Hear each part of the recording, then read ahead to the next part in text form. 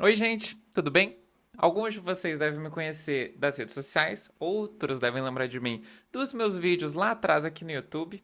E a maioria de vocês não deve me conhecer, não.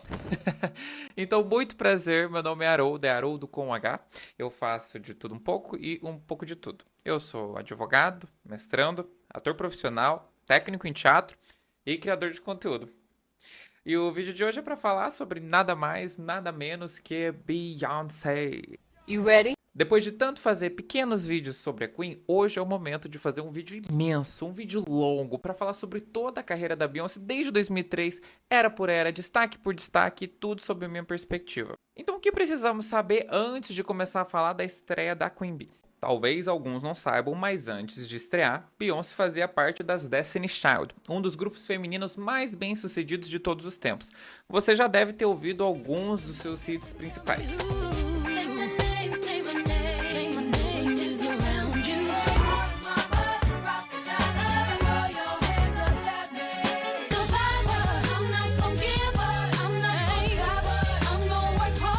Optei por não debater a era da Beyoncé durante as Destiny's Child porque eu acho que isso dá um outro vídeo também longo. Mas é importante ter isso em mente porque quando a Beyoncé começou a sua carreira solo, ela já era conhecida, ela não estourou do nada.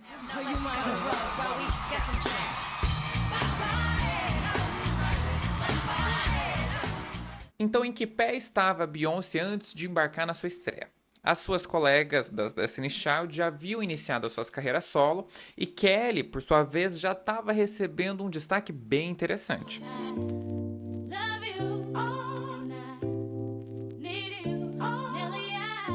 Dito isso, os olhos da indústria e do público estavam interessados e curiosos buscando observar quais seriam os próximos passos da Beyoncé e cadê a Beyoncé, que era a vocalista principal do grupo. Enquanto isso, Beyoncé fazia filmes como Austin Powers e Resistindo a Tentações, em que ela lançou música para esses filmes também. Nesse meio tempo, Beyoncé e Jay-Z colaboraram na música Bonnie and Clyde, a qual teve um sucesso bacana e entrou tanto para o sétimo álbum do Jay quanto para o primeiro da Beyoncé, o que torna a canção tecnicamente a primeira música da era Dangerously in Love.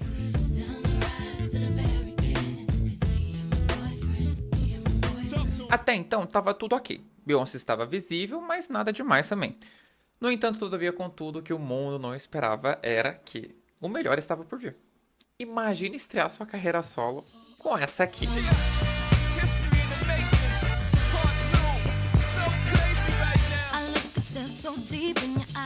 Em fevereiro de 2003, com apenas 21 aninhos, Beyoncé lançou o carro-chefe da sua carreira. Um hit icônico que é imensamente reproduzido até os dias de hoje, a canção Crazy in Love, em parceria com Jay-Z, que ficou 8 semanas em primeiro lugar na Billboard.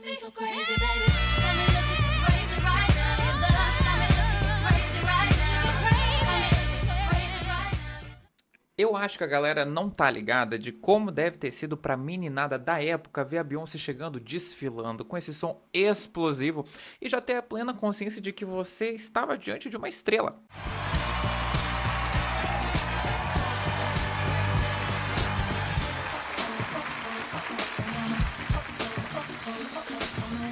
E se não bastasse o sucesso estrondoso do primeiro single, Beyoncé lançou Baby Boy, que ficou quantas semanas em primeiro?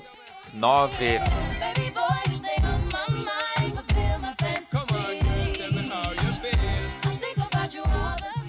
Os outros dois singles seguintes, no caso Me, Myself and I e Naughty Girl, ficaram no top 5 da Billboard.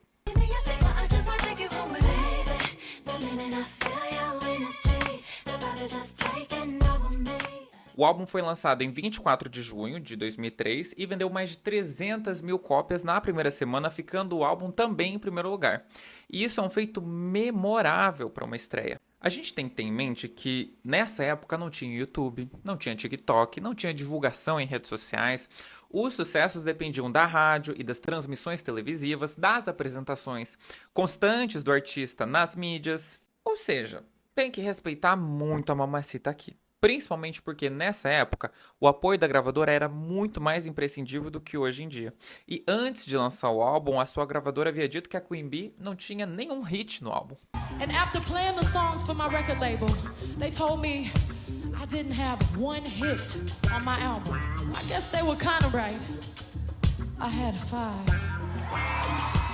Portanto, a Beyoncé ter embarcado nessa jornada foi um ato de coragem e de muita atitude. Dangerously in Love teve participação ativa da Beyoncé na composição e produção. Desde essa época, por exemplo, já dava para notar uma das marcas registradas da Bee: as camadas e mais camadas de vocais, fazendo da sua voz não só um condutor da canção, mas o próprio instrumental.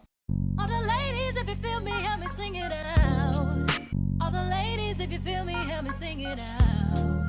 All the ladies, if you feel me, help me sing it out. All the ladies, if you feel me, help me sing it out. Nessa época, Beyoncé já tinha apreciação e admiração dos seus colegas. How are you? I remember how I It's so exciting. It is really exciting. I don't want to miss Beyonce. Oh, you better get going. Ela já se apresentava de forma icônica e memorável, mas ainda estava muito cedo para cantar vitória. Alguns veículos comparavam a Beyoncé com outras mulheres do R&B. O New York Times chegou a dizer, no lançamento do Dangerously in Love, que a Beyoncé não era nenhuma Ashanti. O tempo é sempre a melhor resposta. Beyoncé, no ano seguinte, conquistou um feito histórico no Grammys, ao vencer 5 categorias em uma noite só. Além disso, ela se apresentou ao lado da lenda da música, o Prince, em uma performance também histórica. A friendship hand to hand, purple rain, oh yeah. Eita, como vence! Nessa época, a Beyoncé teve uma agenda maluca. Em 2003, ela fez uma pequena turnê na Europa. Depois, em 2004, fez outra turnê focada na América do Norte. Aí, em seguida, lançou seu último álbum com as Destiny's Child, encerrando a atividade do grupo feminino e entrando em turnê com o grupo em 2005. Fato curioso aqui, na homenagem ao grupo no World Music Awards, a Rihanna foi uma das cantoras a homenagear as Destiny's Child, muito antes de ela ser o fenômeno que ela se tornou.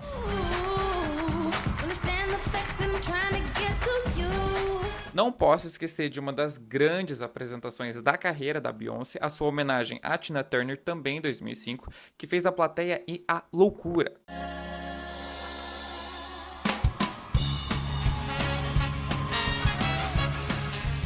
Imaginem uma artista relativamente recente cantando na frente de uma lenda e segurando a barra, honrando ela com uma presença, uma energia. Olha, aos olhos de todo mundo já estava ficando bem claro que a Beyoncé merecia todo o sucesso que estava recebendo. Depois ela participou de mais filmes, entre os quais a gente pode mencionar Pantera Cor-de-Rosa e o célebre Dreamgirls. Cada um com uma música icônica da própria Beyoncé, no caso Check On It para Pantera Cor-de-Rosa, que pegou o primeiro lugar na Billboard, e Listen para Dreamgirls, que... Ai, olha, eu vou aproveitar e fazer uma deixa, um adendo para Listen. Para mim, Listen é um momento simbólico da carreira da Beyoncé. É divisor de águas, eu diria até. A gente tem 2 apresentações que eu considero entre as melhores e mais icônicas da carreira da Beyoncé, com essa música, né? E olha que é uma lista difícil de se fazer. Eu me refiro àquela performance na Oprah, para divulgar o filme. If you don't, if you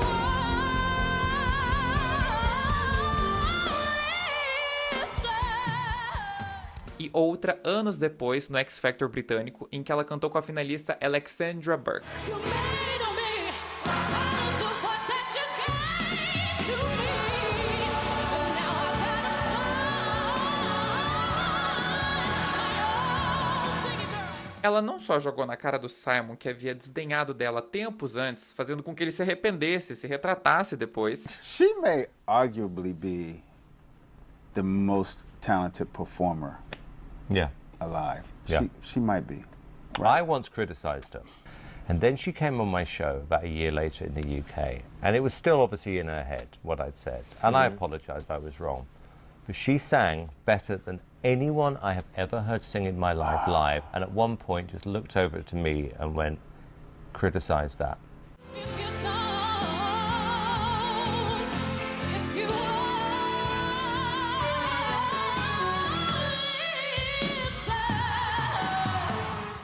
Como também expandiu seu público principalmente no Reino Unido. Para mim, Listen foi a música de ganhar o respeito das pessoas mais criteriosas, dos críticos do canto, das pessoas mais chatinhas em relação à voz.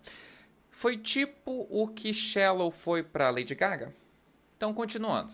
Depois de gravar Dreamgirls, ela vai ao estúdio e em 3 semanas termina o seu segundo álbum, chamado B-Day, lançado mundialmente no dia do seu aniversário, em 4 de setembro do ano de 2006.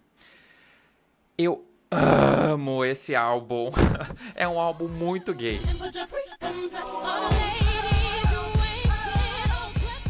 Ele é energético, dançante, cheio de atitude. É o álbum que eu colocaria na categoria de peituda metida. E na minha opinião, tem algumas das músicas mais memoráveis da carreira da Beyoncé. Me refiro aqui principalmente a Deja Vu, uma música que é boa até hoje.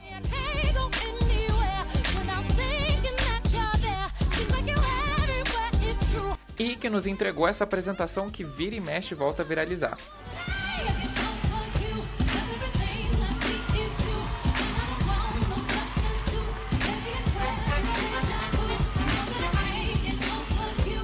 Essa era nos trouxe muitos feitos icônicos. A gente tem aqui o hit Irreplaceable, que foi a música que mais vendeu em 2007 nos Estados Unidos, ficando 10 semanas em primeiro lugar na Billboard. Aqui ela já estava antecipando a inclinação política de muitos. E ela também entregou pra gente muitos outros hits, também eles muito bons.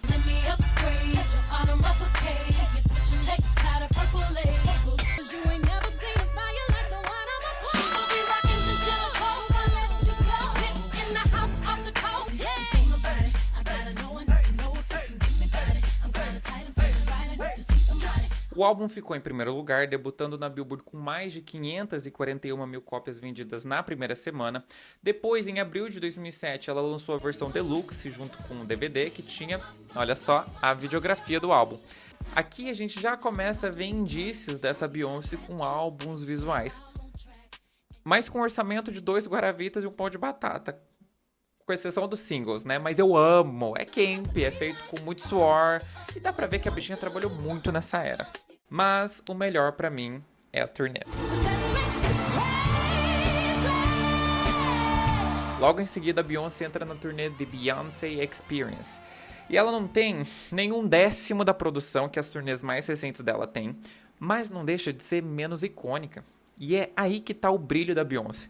Com orçamento, sem orçamento, com estádio, sem estádio, ela sempre entregou tudo de si. Essa turnê, por exemplo, é a que eu considero a maior em termos de vocais e performance.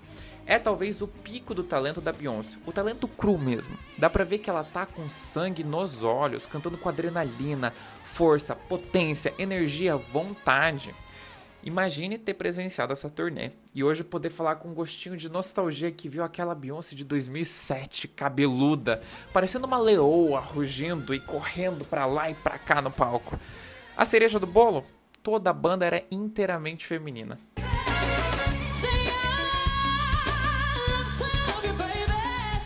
Antes de eu falar o que aconteceu em seguida, eu tava quase me esquecendo de uma das parcerias femininas mais memoráveis de todos os tempos. Beyoncé lançou uma parceria com a rainha da música latina, a Shakira, e a famosa Beautiful Liar, né? Em um clipe ótimo, música ótima, parceria ótima.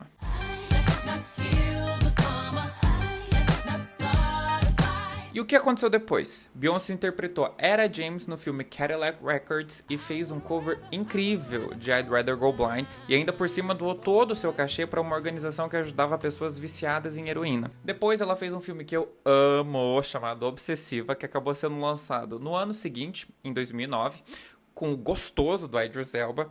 E olha, eu amo a atuação dela nesse. Quem discordar, que discorde em casa. Eu adoro o filme, adoro ela nele, eu amo ela sendo a responsável por resolver todo o conflito do filme com as próprias mãos, literalmente. E eu sei que pode soar um pouco contraditório, mas na época eu achei empoderador ver a Beyoncé descendo o cacete naquela maluca. Então, depois de 2 eras, vários filmes e várias turnês, o que podemos concluir? Beyoncé trabalhou sem parar. Praticamente 10 anos no jogo, sendo uns 5 anos solo, e ela já estava muito popular, visível e consolidada. Tanto é que já em 2007 a Beyoncé recebeu o prêmio de Artista Internacional de Excelência no American Music Awards e ela foi a primeira mulher a recebê-lo. No início de 2008 também a Beyoncé se apresentou ao lado de Tina Turner em uma performance incrível. Tina Turner, em seus quase 70 anos na época, dividindo o palco com a Beyoncé e mandando ver, botando pra quebrar. Era como se a gente estivesse vendo um legado sendo mantido, uma mensagem de que talentos como Tina Turner permanecem entre nós.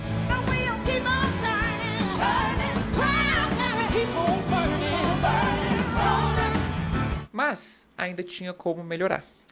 E é aí que vem a sua era comercial mais bem-sucedida, a era em que ela nos apresentou o seu alter ego, a era em que, ao meu ver, ela conquistou o globo de vez. O momento em que todo mundo passou a associar a Beyoncé como uma rainha. Em outubro de 2008, a Queen Bee inicia a era I Am, Sasha Fierce, ao lançar os seus 2 primeiros singles simultaneamente, Single Ladies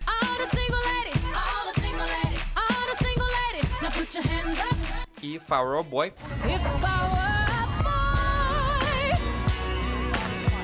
Cada um focado para ser divulgado em polos comerciais diferentes. E Flower Boy teve divulgação centrada na Europa, mais especificamente no Reino Unido, ao passo que Single Ladies teve ampla disseminação nos Estados Unidos.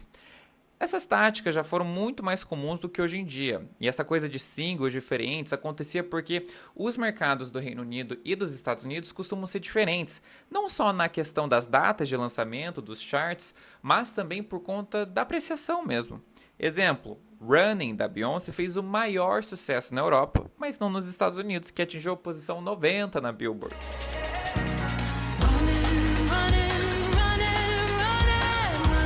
Mesmo assim, as duas canções fizeram sucesso mundial. E Flower Boy pegou primeiro em vários países da Europa e Single Ladies conquistou o primeiro da Billboard.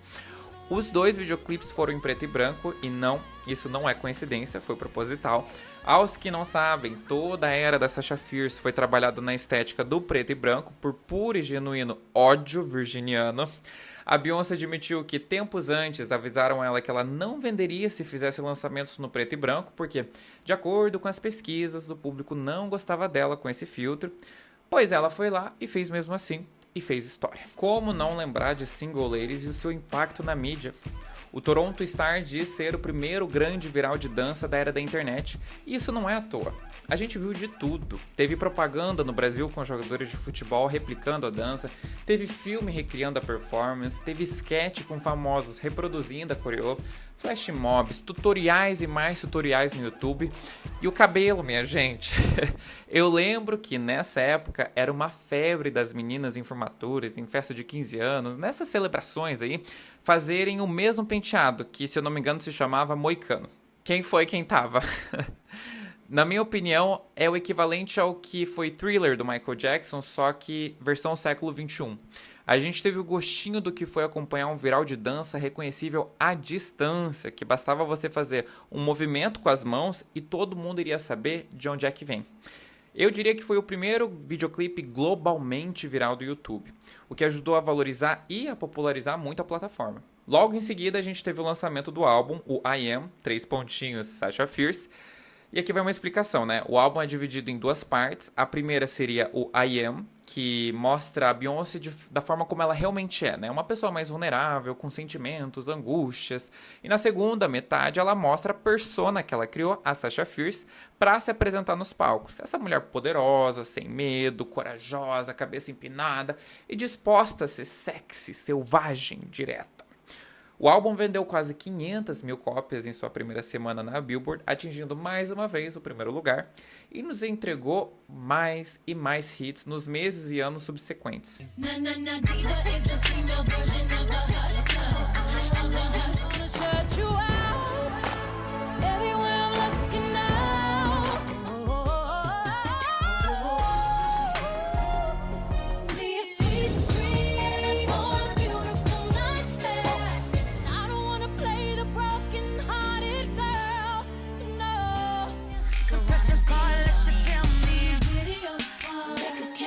Um destaque para Halo, que teve um sucesso estável no tempo e virou aquela música Coldplay, sabe?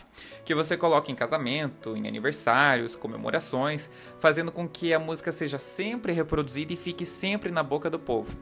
Então é verdade isso que já no advento do Spotify, Halo se tornou a primeira canção feminina dos anos 2000 a passar do 1 bilhão de streams. E detalhe, não pegou o primeiro lugar na Billboard, ficou em 5º. Pra você ver que primeiro lugar não é tudo nessa vida. E Halo também nos deu uma das apresentações mais icônicas da Beyoncé, que foi em um hospital. Sem microfone, sem palco, somente ela, um violão, seus backing vocals e uma gravação amadora. Beyoncé deu uma aula de canto. Eu lembro na época do falecido Facebook que esse vídeo viralizava a cada semestre. E realmente é uma coisa linda, é cativante. Você começa a assistir e não consegue mais parar. Every rule I had you breaking, the risk that I'm taking, it's never gonna shut you out, and everywhere I'm looking now. No início de 2009, a Beyoncé iniciou a sua turnê global, fazendo 108 shows que passou em todos os continentes. E o que falar dessa turnê? A turnê que nos deu o famoso DVD, que eu aposto que muitos de vocês viraram fãs a partir dele. O DVD que fez muita gente conhecer a arte da Queen Bee, a sua potência. Aquela entrada triunfal, memorável, babilônica, divônica, com aquele laço dourado na cintura. Muitas gays nasceram aqui.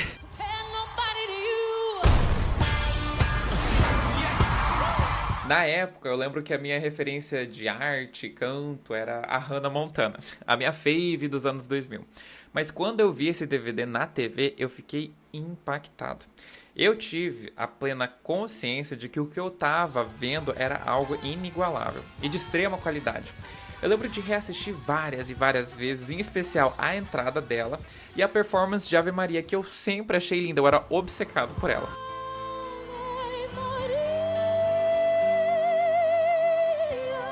Eu acho esse DVD muito simbólico na vida de muitos fãs e na da própria Beyoncé, porque essa era, essa turnê e esse DVD, na minha opinião, foram grandes propulsores da sua imagem a nível mundial mesmo. De olhar para aquela silhueta, aquele mulherão e automaticamente falar, é a Queen Bee. Enfim, durante essa era a gente precisa falar de outros momentos memoráveis. O casamento do Jay e da Beyoncé, que aconteceu no ano de 2008, depois de anos de relacionamento. Os dois resolvem se casar em uma cerimônia privada, não teve um grande evento televisionado, divulgação ou algo do tipo. A Beyoncé foi confirmar para a mídia 6 meses depois da celebração. Ou seja, desde essa época a Beyoncé já se mostrava reservada, sem querer expor a sua família, tampouco a sua vida íntima. Também merece menção a Beyoncé cantando na posse do Obama enquanto ele dançava a valsa com a primeira-dama, a Michelle. Nitidamente a Beyoncé estava emocionada e segurando o choro, um dos grandes momentos da sua carreira, e eu aposto que ela também acha isso.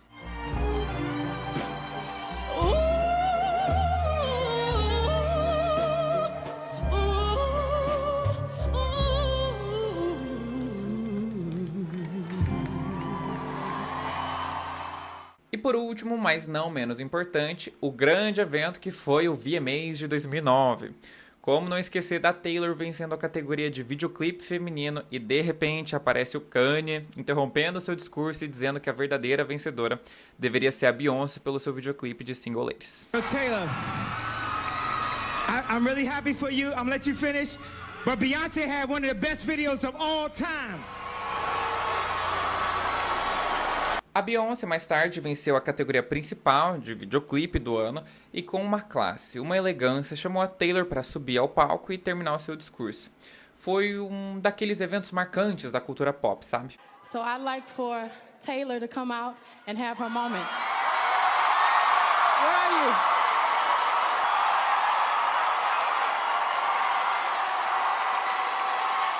Mas ainda sobre a premiação, a gente teve a apresentação incrível da Beyoncé, a qual eu considero com certeza uma das melhores da carreira. Ao final ela foi aplaudida de pé e não tinha como ser diferente, na verdade.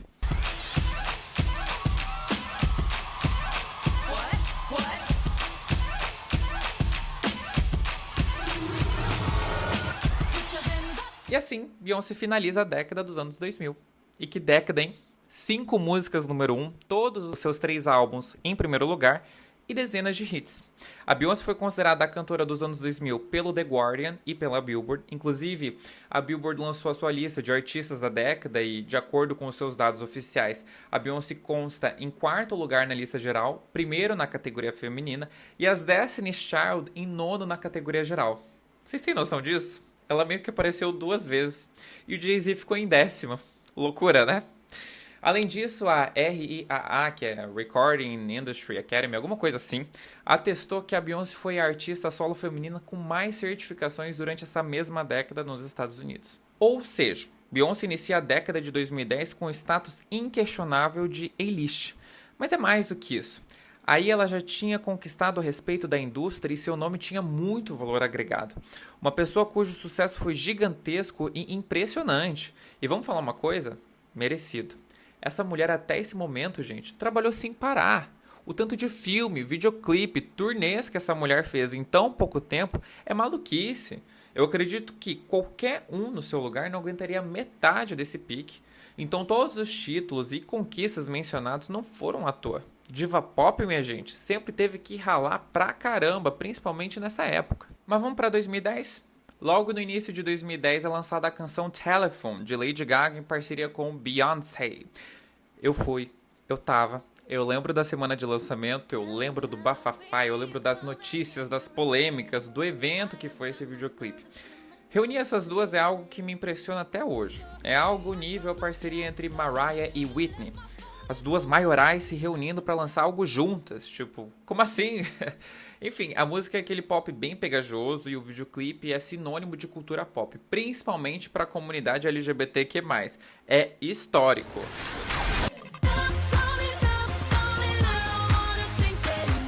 Em seguida, Beyoncé resolve finalmente tirar umas férias, relativamente curtas assim, mas para reorganizar sua vida. O seu pai, Matthew Knowles, que era o seu parceiro no gerenciamento da sua carreira, nos seus negócios, sai da jogada. Agora, Beyoncé se tornava a própria chefe e tomava todas as decisões da sua carreira. E, meus caros, aqui é o momento que dá para separar a carreira dela. O período durante o gerenciamento do seu pai e o seu período sem o gerenciamento do seu pai. E já aproveito a deixa para falar sobre a sua próxima era, porque o seu álbum seguinte, o 4 ou 4, consegue provar por A mais B o que eu quero dizer. Para exemplificar, esses foram alguns dos hits de 2011. Don't stop, keep it moving, put your drinks up. It's getting ill, it's getting sick on the floor. Now you home with me. You're naked now. Get down, put your hands up to the sun. Get up, get down.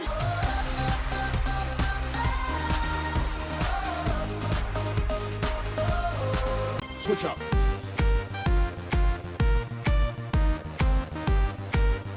Like we're done.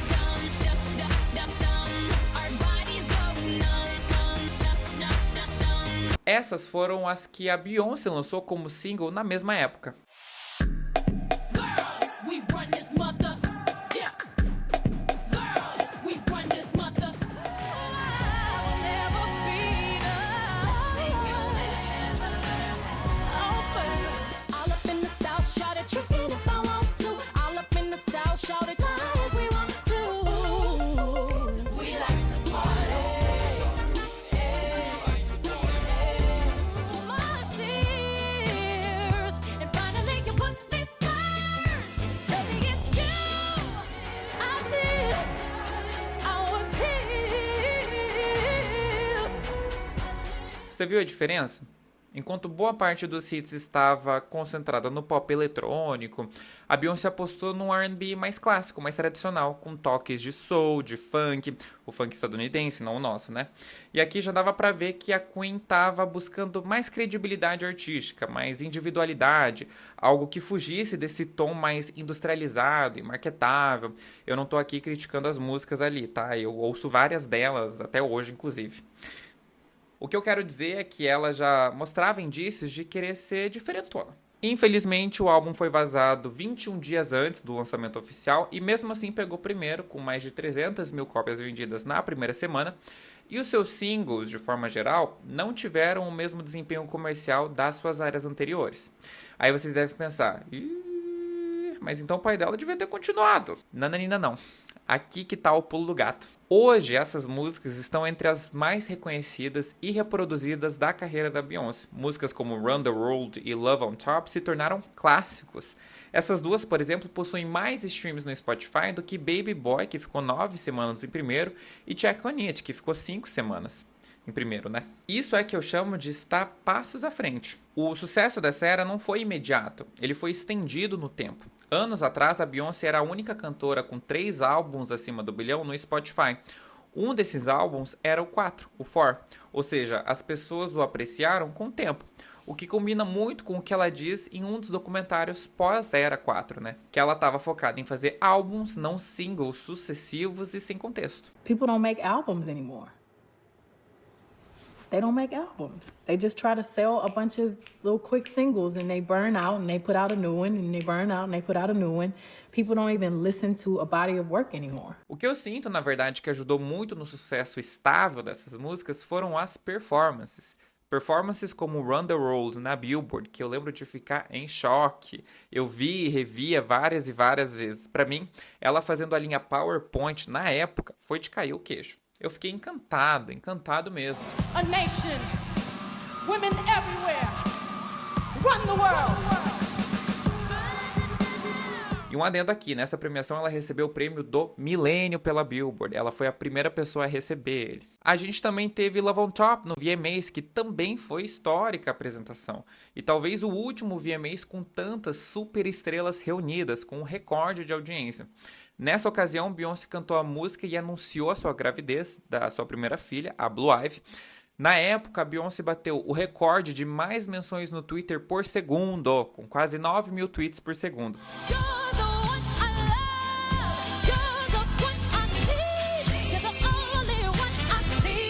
Estão entendendo o peso da mamãe? E por que eu falo das performances? Porque as pessoas criam conexões com a música de vários jeitos. Um videoclipe icônico, às vezes, melhora a música em 100%. Quantos de vocês não passaram a gostar de uma canção depois de assistir ao videoclipe? Ou depois de assistir a uma apresentação, a um cover? Vejam Cozy, por exemplo. Quantas pessoas passaram a apreciar essa canção depois da Renaissance Tour? E a Era 4 não foi diferente. Eu acredito que as apresentações da Beyoncé colaboraram muito no sucesso orgânico e duradouro dessas canções. Além disso, eu acho esse o álbum mais difícil da Beyoncé em termos de vocais. Temos algumas das músicas mais complicadas de serem cantadas, em especial Love on Top, que eu acredito ser uma das canções mais difíceis da história. Eu sempre penso nos produtores dentro do estúdio com ela sendo assim, ó, incrédulos com o espetáculo privilegiado e privado que eles tiveram.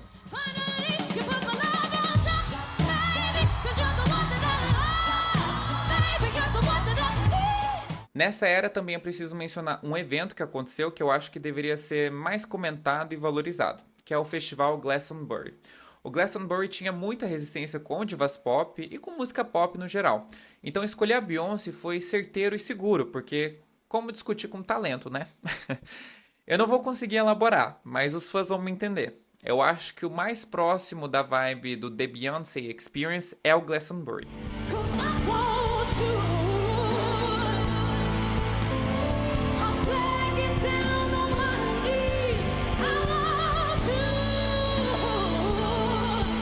Já grávida da Blue Ivyzinha, essa mulher entregou absolutamente tudo. Eu acho um dos seus melhores shows.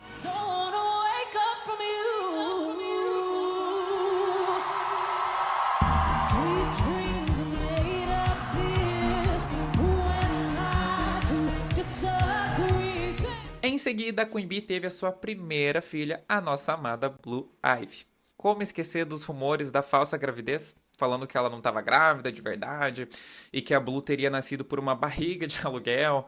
E apesar das fofocas e da imprensa negativa em alguns momentos, esse momento é lindo na carreira do casal. Aos que não sabem, Beyoncé já sofreu um aborto espontâneo antes de ter a Blue.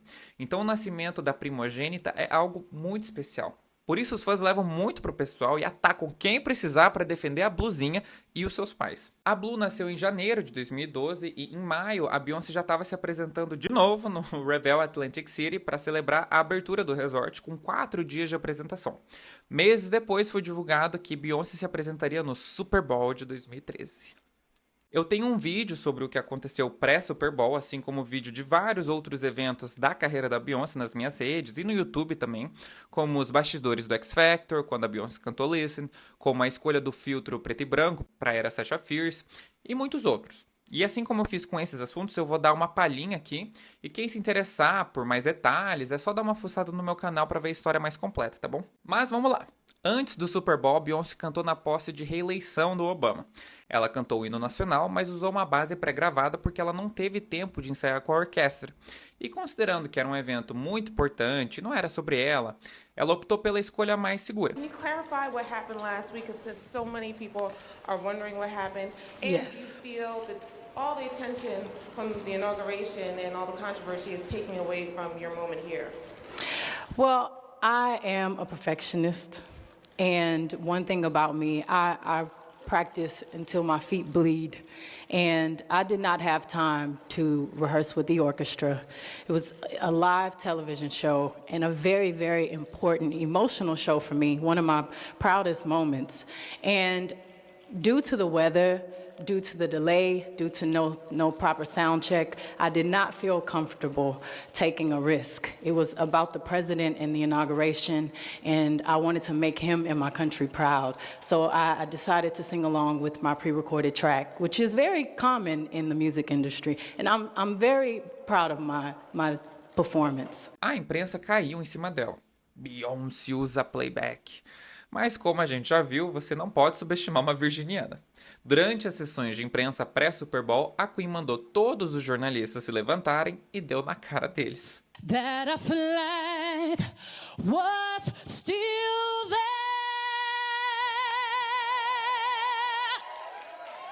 Oh, say does that star-spangled banner yet wave?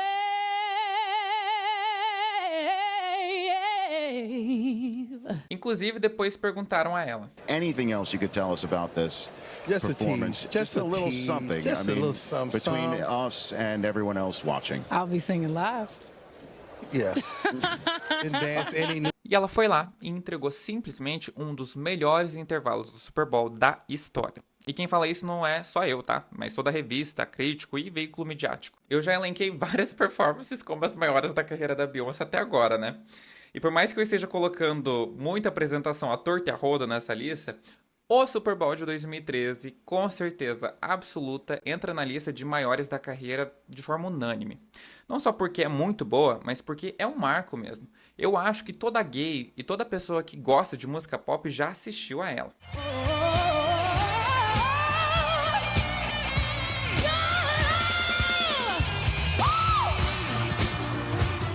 Eu acho que esse dia a Beyoncé incorporou a Sasha Fierce na sua forma mais potente.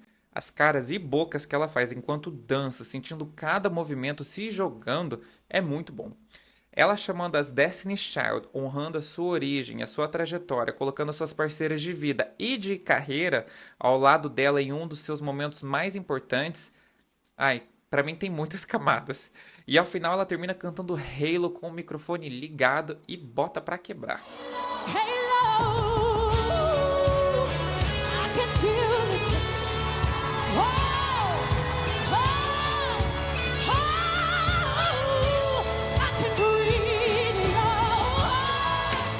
No mesmo dia do Super Bowl, a Beyoncé anuncia sua nova turnê, a Miss Carter World Tour, que durou até 2014. Essa turnê teve mais de 130 shows e passou pela Europa, América do Norte, América Latina e a Oceania. Até o momento da gravação do vídeo aqui, desse vídeo aqui, essa foi a última turnê que a Beyoncé fez que passou no Brasil. E como esquecer? Quem não lembra dela no Rock in Rio dançando leque leque?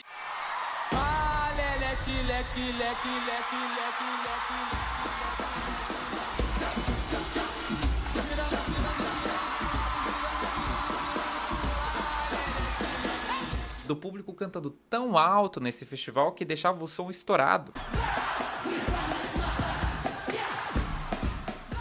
Dela se impressionando com os berros do brasileiro em um show no Brasil.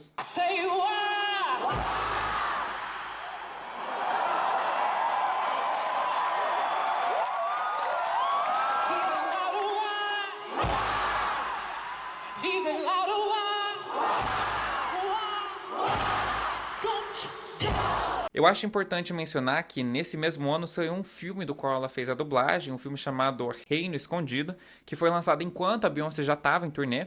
E durante essa turnê, além de trabalhar muito, porque uma turnê demanda tempo e esforço por si só, a bichinha já estava nos andamentos para o seu 5º álbum de estúdio. No dia 13 de dezembro, Beyoncé do nada lança o seu álbum visual chamado Beyoncé, em uma sexta-feira. Eu vou repetir. No dia 13 de dezembro, Beyoncé do nada lança o seu álbum visual chamado Beyoncé, em uma sexta-feira. É importante destrinchar essa frase porque temos marcos nela. Primeiro, por ser um álbum surpresa. Segundo, por ser um álbum visual. Terceiro, porque foi lançado em uma sexta-feira. Aqui não temos um divisor de águas para a carreira da Beyoncé. A gente tem um divisor de águas para a indústria da música. Sendo que lá vem história. Vamos relembrar qual é a tática clássica de lançamento de músicas? Você lança singles e aí já vai antecipando que tá vindo um álbum por aí. Você faz apresentações, aparições na TV, começa a negociar a comercialização da sua música, a fabricação de CDs, vinis e a divulgação em rádios. Ou seja, é muito comum que você prepare o terreno para as pessoas ficarem ansiosas pelo lançamento, comentarem sobre isso, do tipo, tu viu que a fulana vai lançar música? Aí eu mal posso esperar. A Beyoncé olhou para tudo isso e falou, não quero. Beyoncé, sem avisar, lança o seu álbum no iTunes e deixou rolar. O máximo de divulgação que teve foram posts nas redes sociais avisando que o álbum tinha sido lançado. Resultado, o álbum na época travou o iTunes de tanta gente indo comprar.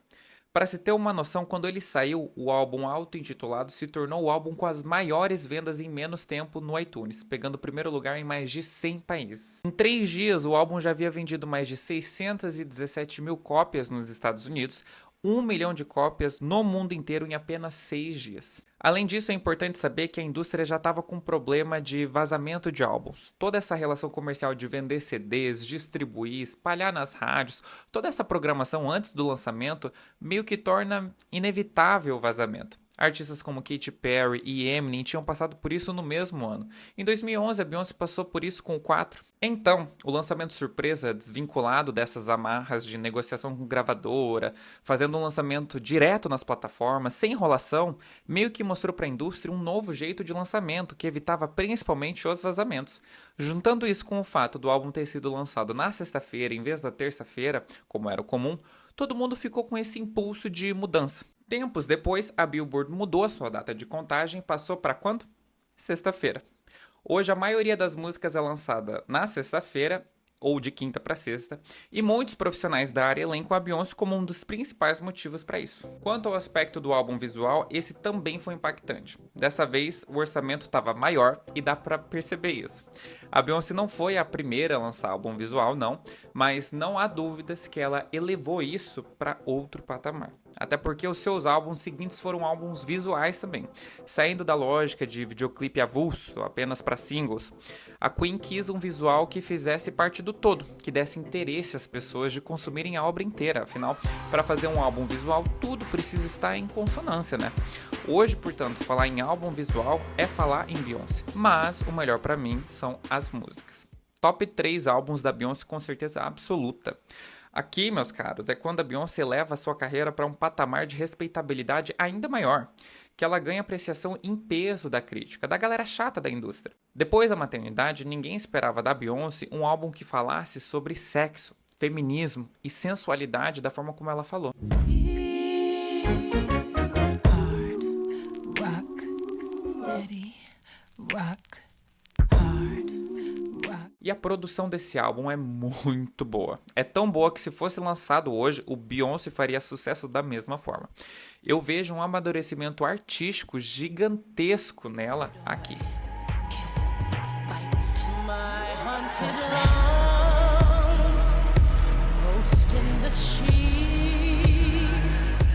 Gente, reparem nessa produção.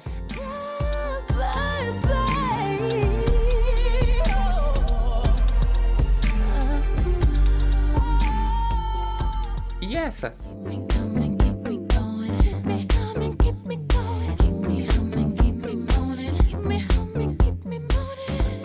E os singles, Drunk in Love, Partition, todos.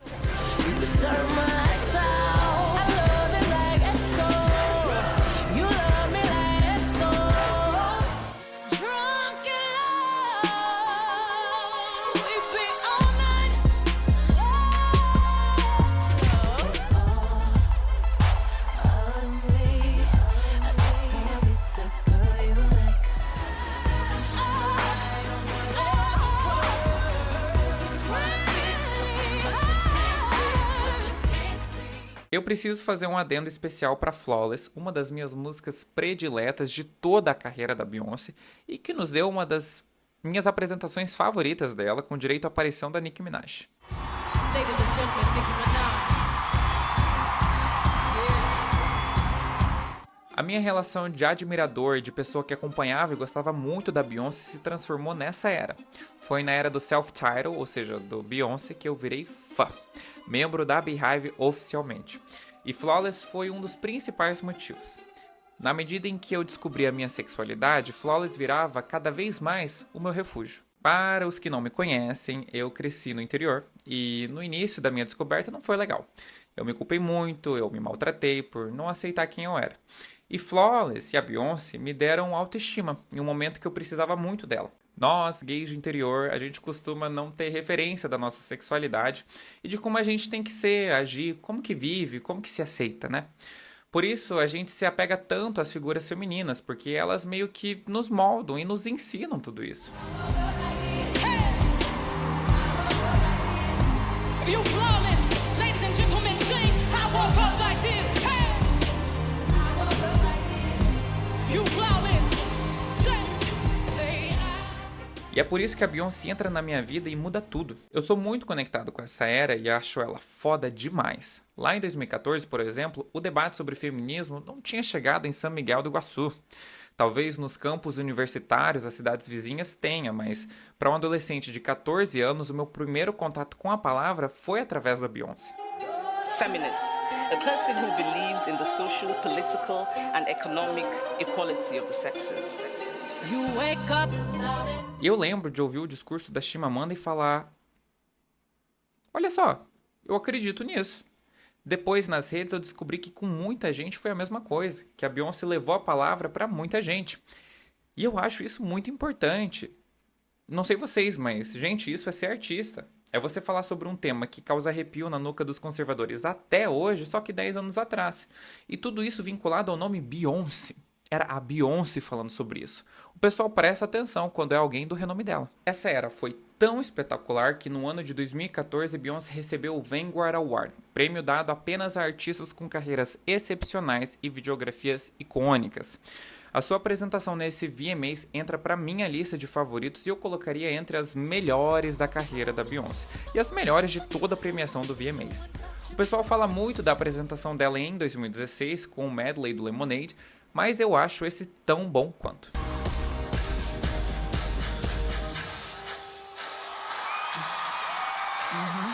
Nessa época era visível que a Beyoncé estava em outro nível. Você observava a reação da plateia no VMAs e grandes estrelas do pop já reverenciavam ela.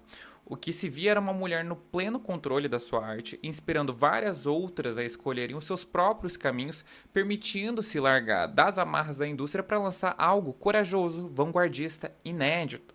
Que apesar de ter feito sucesso comercial, inclusive com mais alarde do que os seus anteriores, não era sobre isso. Era sobre a música em si. Eu tenho orgulho só de falar. Como eu já falei muito, vamos seguir? Depois a Beyoncé começou mais uma turnê, a On The Run, que foi feita ao lado do seu marido, uma turnê mais curta, com 21 shows, centrada na América do Norte e na Europa. No final do ano, a Queen lança a versão deluxe do álbum, ou melhor, a versão platina, né? Em que ela inclui novas canções, remixes, dentre os quais a gente pode mencionar mais um hit seu, o 7-Eleven, que nos rendeu um videoclipe que seria bem vibes TikTok, muito antes do TikTok.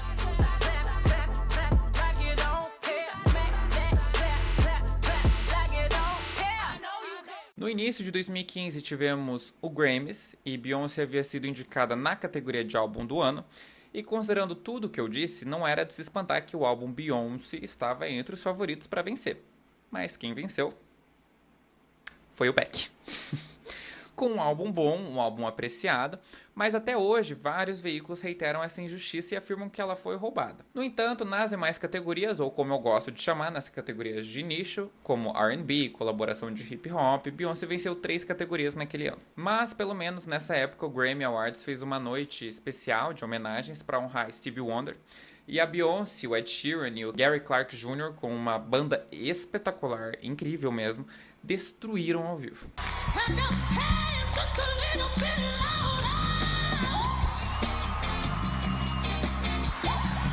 A confiança, a segurança e os vocais da Beyoncé nesse dia estavam de moer.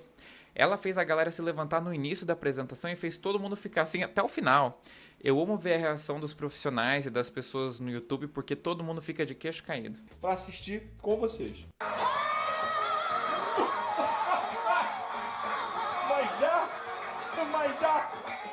Antes de finalizar essa era, porque a gente já tá passando os anos, né?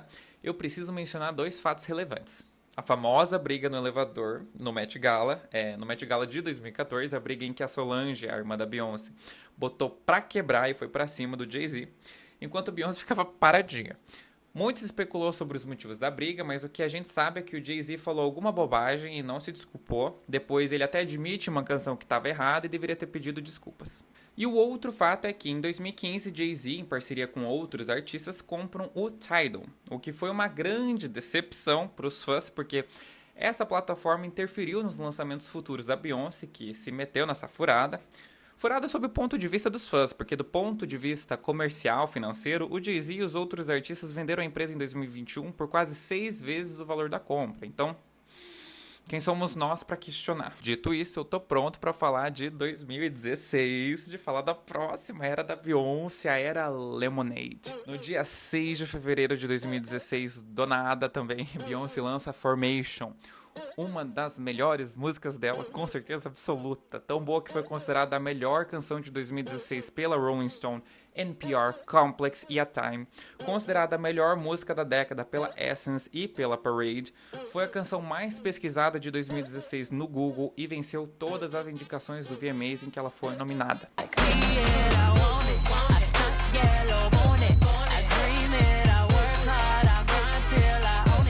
Melhor do que isso, o videoclipe. Simplesmente arte pura. Beyoncé, que já havia sido política antes, empoderando mulheres, falando de feminismo em suas canções, resolve colocar o dedo na ferida mais ainda. Dessa vez na ferida racial. Mais especificamente abordando a violência policial contra os negros.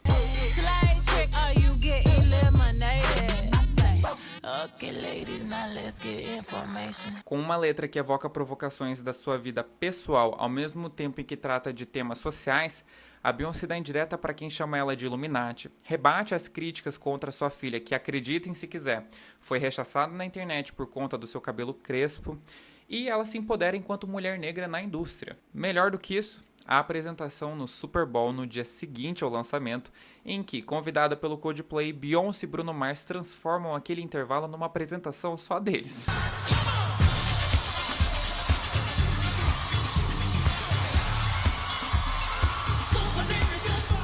Agora, pensem comigo.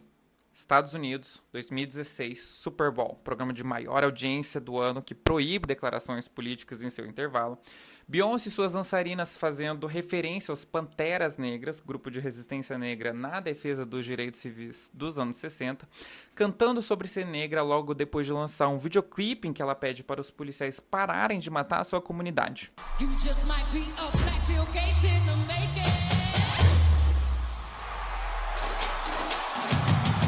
Resultado, os Estados Unidos foi a loucura.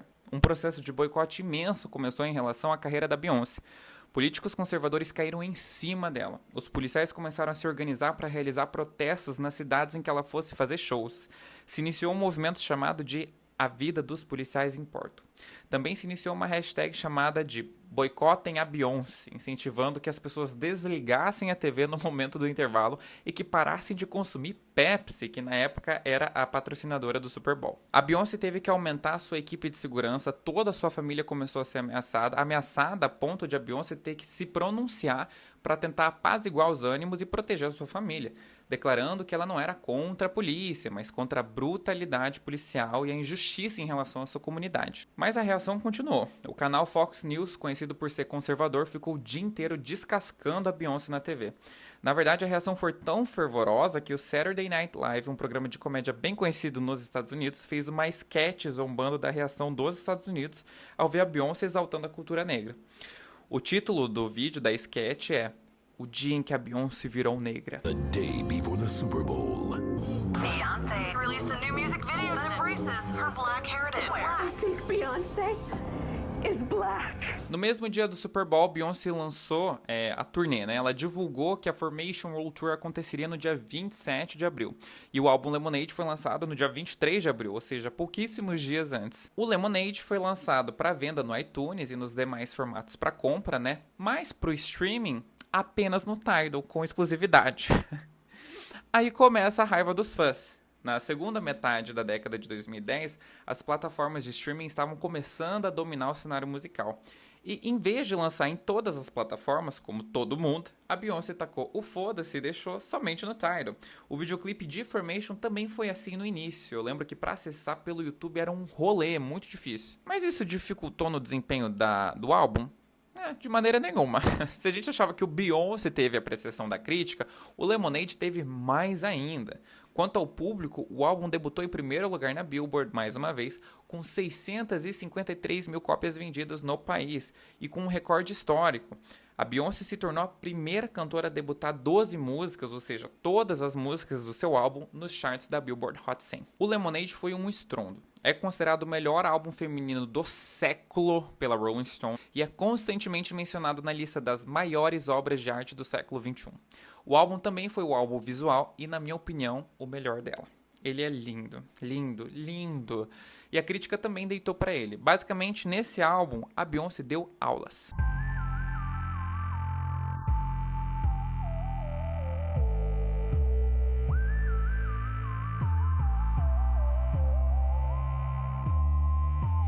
Assim como Formation, o Lemonade é um álbum pessoal e político. Ele é intimista, mas reflete pautas sociais, na sua forma e no seu conteúdo. O álbum relata todo o processo de cura da Beyoncé com ela mesma e com o Jay-Z, seu marido. Inclusive, uma boa hora para falar que esse é o álbum em que ela fala da traição que sofreu. Ela resolve hablar em forma de arte, transformando a sua vivência em música. Aqui se evocam pautas da solidão da mulher negra, do empoderamento feminino e do resgate cultural da negritude.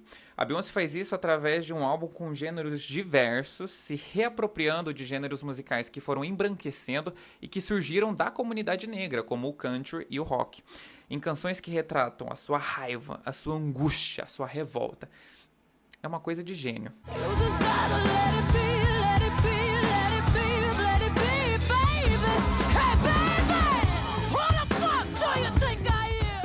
Na minha opinião, é o melhor álbum da Beyoncé e é o melhor álbum de todos os tempos. Eu não sei, gente, é o melhor álbum que eu já ouvi. Eu também acho que é o que tem a composição, a letra mais incrível da sua carreira. Como é que alguém inicia um álbum com essa canetada aqui? You can taste the dishonesty, it's all over your breath as you pass it off so cavalier, but even that's a test, constantly aware of it all. E depois lança essa num verso super gostosinho.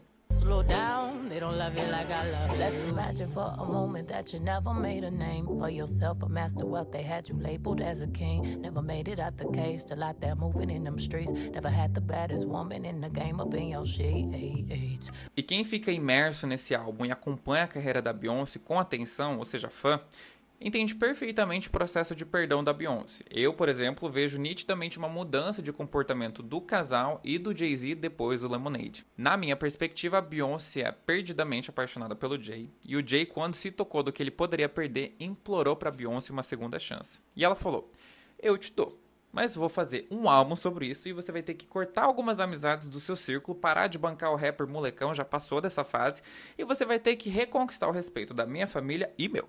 E ela fez ele correr. E a prova de que ele conseguiu? A Solange, que foi pra cima dele no elevador, que defendeu a irmã com unhas e dentes, perdoou ele. Então quem somos nós, né? E dane-se também. Quem tem que viver a vida deles são eles e não nós. Ai, Haroldo, mas quem perdoa a traição? O relacionamento é seu? Não. Você faria diferente? Então faça. Beyoncé tá lá super feliz, superada, e você ainda não? Eu nem queria falar sobre isso, mas não tem como, né? Se fizessem um filme biográfico da Beyoncé, por exemplo, não teria como pular essa parte. Então, um dia desses, qualquer, eu posso fazer todo um histórico do relacionamento deles e a gente debate isso. Mas, por enquanto, pouco importa esse rolê, porque mais importante do que isso é a arte, é o símbolo por trás da era Lemonade. Essa era nos rendeu performances icônicas, a principal delas, o seu medley no VMAs, considerado a melhor apresentação da premiação por alguns veículos, e pela Billboard foi considerada a melhor apresentação de todos os tempos em qualquer tipo de premiação.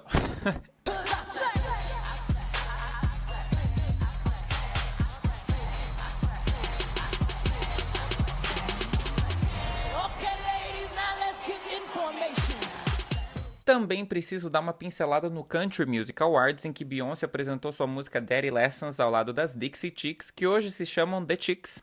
Nessa performance, Beyoncé foi super criticada pelos conservadores da música country por não acharem que ela merecesse esse espaço, pelo seu posicionamento liberal e recente, e na minha opinião, por eles verem uma diva pop cantar o gênero deles melhor do que eles.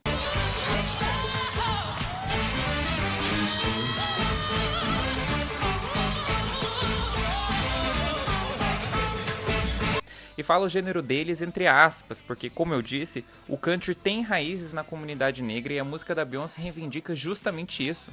A cereja do bolo é que a performance foi ao lado das The Chicks, que no passado foram duramente repreendidas pelo setor conservador por criticarem a política bélica do Bush ao invadir o Iraque.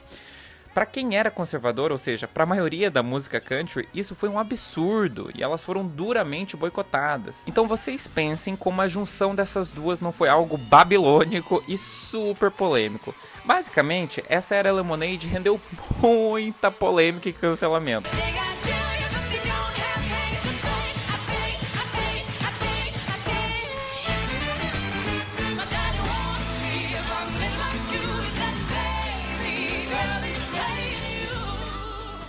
A turnê da Beyoncé, a primeira turnê feminina inteiramente feita em estádios, o que é um feito gigantesco. Com apenas 49 shows, a Formation World Tour se tornou uma das turnês femininas mais lucrativas de todos os tempos, arrecadando um total de 256 milhões de dólares na época, né? Hoje daria mais de 300 milhões. E comentário pessoal, eu acho discutível e debatível elencar a Formation World Tour como a melhor turnê da Beyoncé. Eu pessoalmente acho que ela entregou demais nessa turnê. Aquele monolito no centro do palco, as performances com uma precisão espetacular, o pique da gata igual ao de uma máquina. Aqui é como se fosse a evolução do Digimon, sabe? Se a I Am Sasha Fierce evoluísse de Agumon para Greymon, o Greymon seria a Formation World Tour, sabe? Algo mais sério, robusto, com mais imponência, mais arrebatador. Até hoje eu tô esperando o filme dessa turnê, inclusive.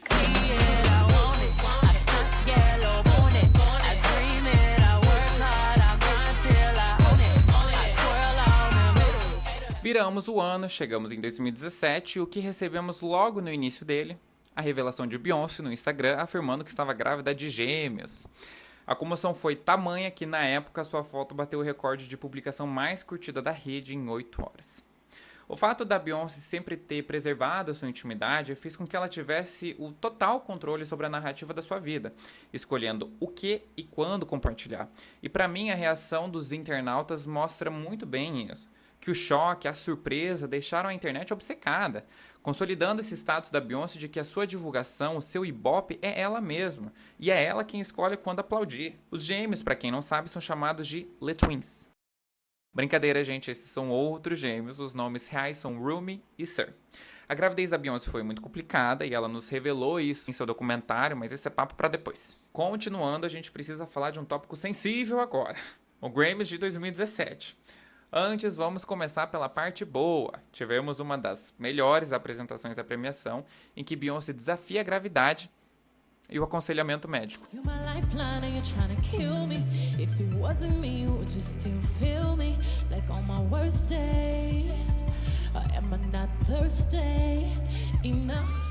Com uma apresentação repleta de referências, incluindo a ancestralidade, o sagrado feminino, a sororidade, a Beyoncé faz algo belo, mas belo no sentido mais puro da palavra.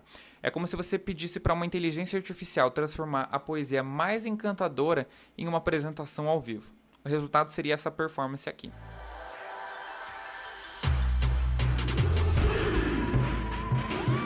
So we're gonna heal. We're gonna start again. Agora vamos para a parte ruim. Considerando toda a apreciação da crítica, o sucesso comercial e o impacto cultural, o Lemonade era o favorito para vencer a categoria principal, a de álbum do ano. No final, levamos melhor álbum Urban Contemporary, seja lá o que isso signifique. que é um jeito do Grammys dar o prêmio de Miss Simpatia deles, para não ficar tão feio. As outras categorias principais, como Canção do Ano e Gravação do Ano, também não foram conquistadas pela Queen Bee, o que gerou estranheza e discordância. Discordância da própria Adele, vencedora do álbum do ano naquele ano. But I can't possibly accept this award. My artist of my life is Beyoncé, and this album for me, the Lemonade album, was just so monumental. Beyoncé, it was so monumental. All us artists here, we fucking adore you. You are our light. Uma situação vergonhosa para a premiação, de modo que a própria vencedora recusou o prêmio ao vivo na frente dos votantes e depois na frente da imprensa. For her to be making such relevant music for that long of a period and still affect all of us, it's not just me. Also, I feel like it was her time to win. My view is kind of what the fuck does she have to do to win Album of the Year? That's also how I feel. Obviously, the visual is very new, and you know, and the Grammys are very traditional, but I felt the need because I love her, because I felt like she was more than worthy. O que me fez admirar bastante a coragem da Adele e a clareza dela também. Ela não precisava fazer isso, mas ela não é boba. Ela é musicista, ela sabe o impacto do Lemonade. E vejam, eu amo o 25. Não só eu, como o mundo, né? É um dos álbuns mais vendidos do século, horas. Não tem como não gostar. Mas o critério não é vendas. Se fosse, Beyoncé teria vencido com o Self-Titled e não o Back. Ou vencido com Sasha Fierce lá em 2010.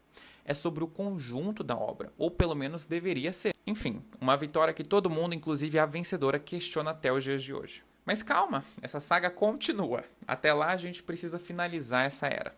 Para finalizar a era Lemonade, o que a gente pode dizer? Aqui Beyoncé eleva sua respeitabilidade ao grau mais elevado possível, se é que tinha como aumentar. Com Lemonade, ela mostrou definitivamente que o Self-Titled não foi um álbum bom por sorte. Ela conseguiu lançar outro ainda melhor. O Lemonade foi a consagração dela de uma vez por todas, não como uma lenda, mas como uma titã da música. É aquele álbum que, se a Beyoncé tivesse parado por aí, já teria sido o suficiente para ter uma das carreiras mais brilhantes da indústria. Nessa era, Beyoncé colocou a carreira em jogo para fazer a arte na sua máxima potência.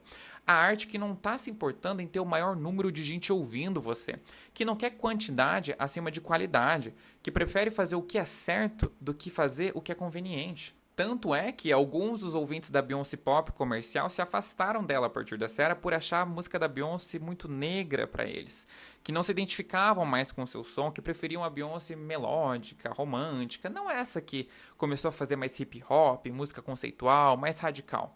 E ela mostrou que não só não estava se importando, como também não precisava disso. Em 2016, qual foi o álbum mais vendido do mundo? O Lemonade. Eita, como vence! Mas bora continuar o seu legado. Na segunda metade de 2017, Beyoncé participou de 2 remixes, um deles sendo o de Me Hente, que segundo o próprio cantor, o J Balvin, foi um pedido da Blue Ivy porque ela gostava muito da canção. Os ganhos da música foram doados para as pessoas afetadas pelo furacão Harvey e o furacão Irma. O outro remix já é mais conhecido, sendo uma das músicas da Beyoncé com mais streams no Spotify, a versão de Perfect com Ed Sheeran, que eu pessoalmente amo. Eu acho os vocais da Beyoncé, assim, eles deram uma boa temperada na música, deixaram ela com mais sabor, mais palatável. Eu adoro o último refrão.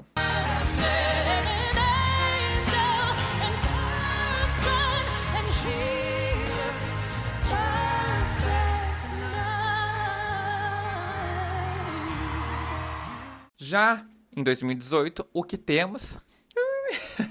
O Coachella e a turnê conjunta dela com o Jay, mais uma vez. Bom, Coachella.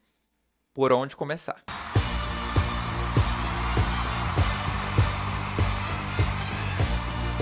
Então, a Beyoncé era para ter se apresentado em 2017, mas por conta da gravidez ela teve que cancelar sua aparição. Mas olha, talvez as coisas devam acontecer da forma como tem que acontecer, né? Porque o que ela entregou em 2018 foi algo sem precedentes. Gente, vocês estão ligados que show em festival é para ser rápido, né? É para ser simples, afinal são vários cantores em um mesmo palco, então a estrutura costuma não ser igual ao de uma turnê, por exemplo, para facilitar toda a produção. E a Beyoncé foi lá e fez um absurdo mesmo. Ninguém estava esperando uma estrutura gigantesca daquela, com aquele tanto de gente no palco e uma apresentação de excelência.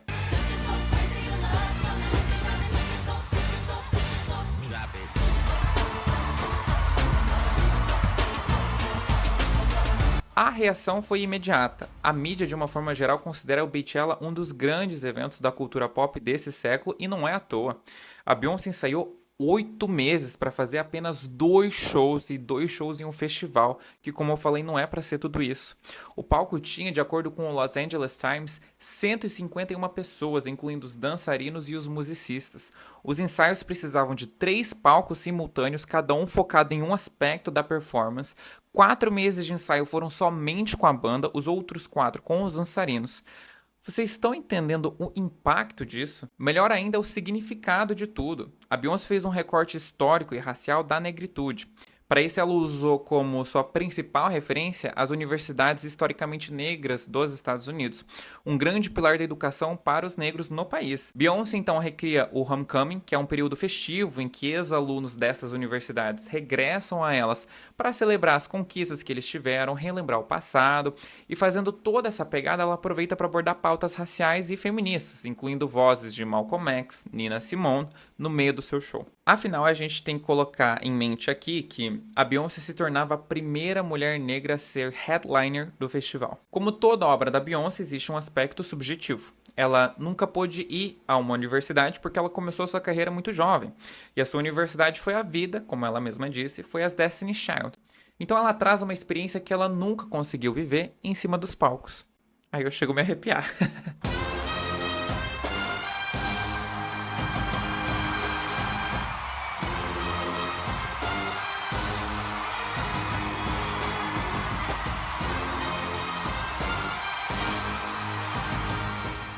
Enfim, galera, o Beachella foi um estrondo. Na época eu lembro que foi a transmissão do YouTube com mais telespectadores ao vivo. Ao total, a live teve mais de 43 milhões de streams advindas de 232 países. E posso dizer uma coisa de boca cheia, sem medo?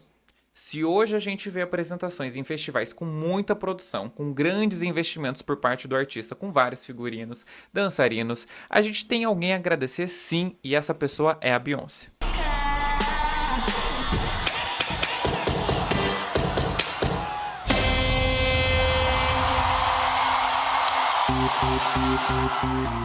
Existem shows de festivais antes do Beachella e depois dele. No Brasil essa diferença é muito nítida.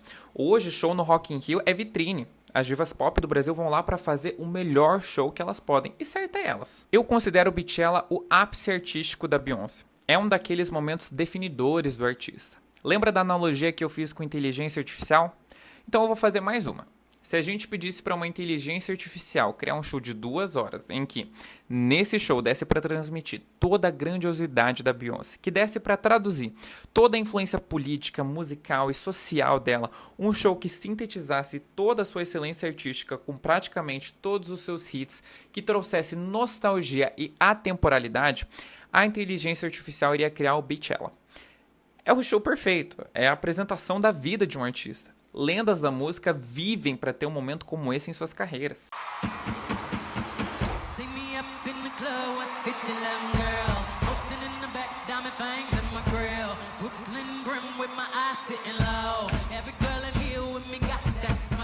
Mas chega de babar ovo, vamos falar da turnê com o Jay? Nesse mesmo ano, a Beyoncé e o Jay-Z se reúnem para mais uma turnê juntos, a turnê On The Run 2. A turnê teve 48 shows e foi muito bem sucedida. Eu vou me gabar um pouquinho aqui, eu fui nela, eu realizei esse sonho e foi um showzaço.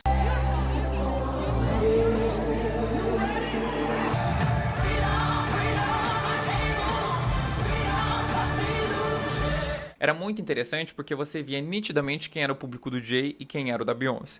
Como os shows lá fora costumam ter assentos, quando a Beyoncé aparecia para cantar os hits dela, gays e mulheres levantavam e berravam as letras. Quando o Jay cantava os seus raps, os namorados das meninas levantavam e eles começavam a berrar. Mas o ponto alto para mim é o público. O público da Beyoncé, pelo menos na minha experiência, é o público mais diverso de show mainstream que eu já fui. É a plateia em que o que é considerado minoria é a maioria absoluta. Isso é muito significativo, porque você vê um estádio cheio de mulheres negras com olhos brilhando, enquanto a Beyoncé canta "Eu gosto das raízes, da herança da minha filha, com o seu baby hair e o seu cabelo afro".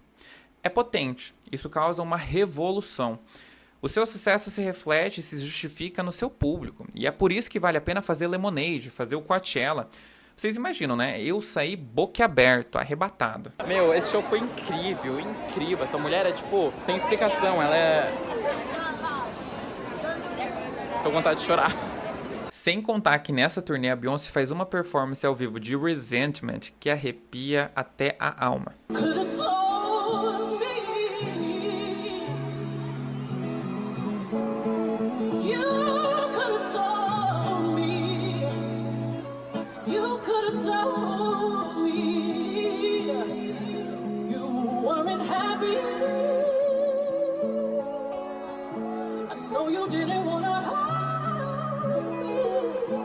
Durante a turnê, os bonitos resolvem fazer uma surpresa. Beyoncé e Jay-Z lançaram um álbum em conjunto, também do nada, chamado Everything Is Love.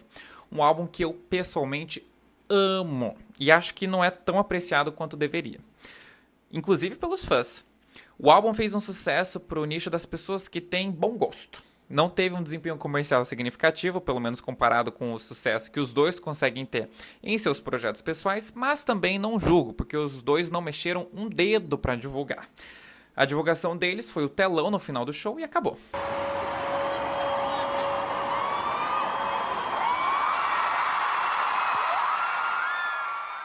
O álbum tá no perfil do The Carters, não tá na conta da Beyoncé nem do Jay-Z, então é como se eles tivessem lançado um álbum enquanto banda, enquanto grupo, não como artistas solos. Por isso, a gente não costuma contar ele como um álbum da Beyoncé propriamente, é do The Carters. Mas meio que também é, né? Eu conto. Até porque eu coloco Ape Shit, a única música que teve videoclipe, que virou single do álbum, entre os melhores videoclipes da carreira dela. É maravilhoso. A Beyoncé e o Jay-Z gravam um videoclipe no Louvre e tem toda uma mensagem.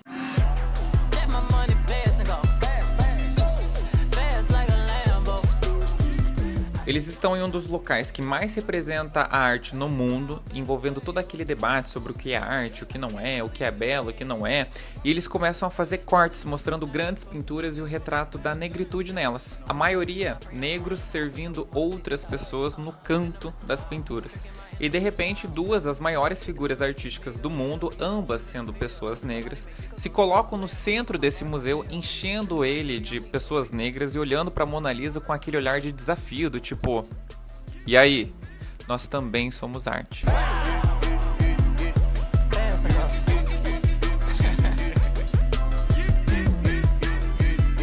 Eu amo essa música, eu acho ela uma das melhores da carreira, eu ouço toda semana quase, e o álbum também tem algumas pérolas que, olha, eu guardo no meu coração.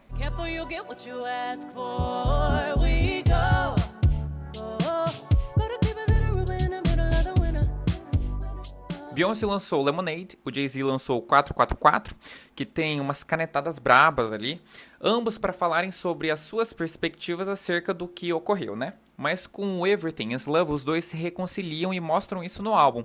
A faixa inicial, por exemplo, já traz todo o tom dele. Eu acho essa canção linda. Eu sinto que eles conseguiram traduzir exatamente o sentimento que eles estavam sentindo um pelo outro depois de tudo o que aconteceu. Um instrumental super combina, a letra é uma graça, eu acho um primor.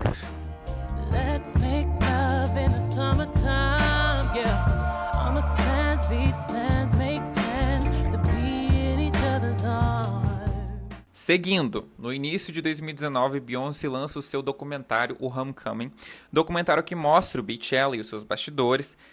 É uma obra-prima, assim como o show. De novo, a mídia, a crítica e o público começaram a falar da grandiosidade da Beyoncé. E em vez de eu ficar falando mais uma vez sobre isso, eu vou colocar aqui um trecho da Sandra Oh, uma atriz muito famosa, falando sobre o filme em um evento da Time, em que ela foi honrada como uma das figuras do ano. And I just think it's such an important piece of work. I encourage you all to see it because you are you're witnessing an artist at her most potent.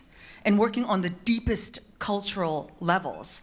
So, concert is way too small a word to describe what she created. The documentary follows the process and the work and the toll it takes to create, and it is, for me, viscerally inspiring. Beyoncé shows me what you can create when you give your all and you make space for others to do the same. Só acho que vale comentar uma coisa. Vejam. Quando eu assisti ao documentário, eu pensei, duvido que ela saiu no lucro. Um show desses, com esse tanto tempo de ensaio, esse tanto de gente envolvida, o cachê que ela recebeu não paga.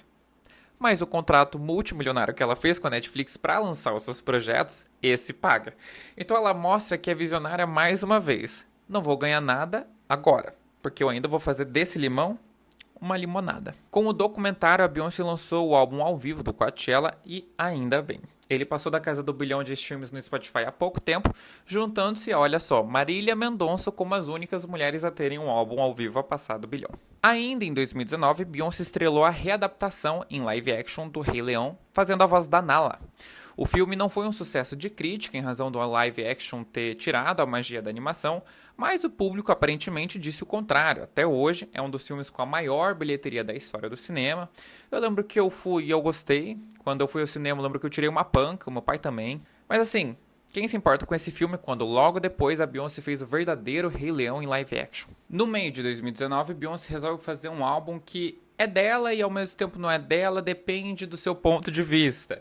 Ela é produtora e curadora dele, tem músicas no álbum, por exemplo, que ela nem canta, e as que ela canta costumam ser em parceria com outros artistas de origem africana, dando bastante espaço para eles na canção, mas existem vertentes dentro da Beehive, um debate teórico sobre qual é o 7º álbum de estúdio da Bee, o The Gift ou o Renaissance. Não nos esqueçamos que ao lançar o Renaissance, Beyoncé disse, o que é um B7? E a resposta era B8. Alguns interpretam isso como ela reconhecendo que o The Gift seria sim o seu 7º álbum de estúdio. Mas enfim, como todo debate teórico, pouco importa isso quando na prática o que vale é a música, a sua história. Nesse álbum, Beyoncé recria a história do Rei Leão através de músicas, colocando o Afrobeat como central na sua narrativa. O nome do álbum foi The Gift e teve um impacto significativo para a comunidade negra. Nele, a gente tem músicas como Brown Skin Girl, que é inteiramente sobre enaltecer meninas negras e chamá-las de belas, bonitas.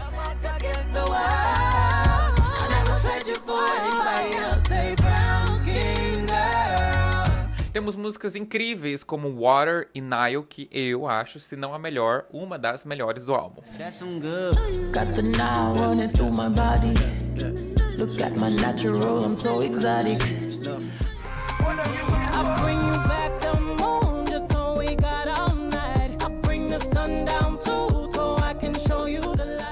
Esse álbum teve uma apreciação de crítica boa e um sucesso comercial ok, vendendo 54 mil cópias na primeira semana. Para alguns talvez fosse bastante, mas não para Beyoncé, não era nem metade comparado aos seus álbuns solos anteriores, né? Eu tô justificando aqui porque eu sei que tiveram muitos haters que adoraram tacar tijolo na Beyoncé nessa era, falando que ela não tinha mais relevância, que ela tava entrando em declínio, sei lá mais o que. Eu pessoalmente nunca me importei porque eu sempre ouvi muito o álbum, principalmente na pandemia. É um álbum que parece uma sessão de terapia. É muito empoderador, te traz muita esperança e é feito para elevar as pessoas. Então, quem estiver se sentindo para baixo, é o álbum perfeito para você ouvir as letras e se permitir sentir.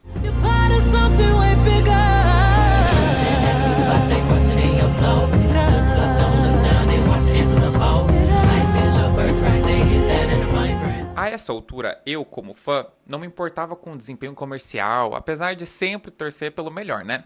Mas eu tava mais feliz pelo resultado da obra, né? Eu tinha plena consciência de que a Beyoncé não tinha mais nada a provar pra ninguém. Depois do Lemonade, depois do Beachella, meus caros, eu tava feliz que ela tava lançando música boa ainda. E música Afrobeat, que hoje, em 2024, tá muito em alta no mercado. Beyoncé trouxe essa sonoridade pra perto dos seus ouvintes e, queiram ou não, ajudou a popularizar o gênero e colocar em evidência artistas do ramo. E é justamente por isso que se fala muito que a Beyoncé está mais preocupada em fazer obras culturalmente relevantes do que obras comerciais. O que ela queria com esse álbum era trazer a pauta, influenciar pessoas e mostrar a cultura negra para além da dor, para além do sofrimento.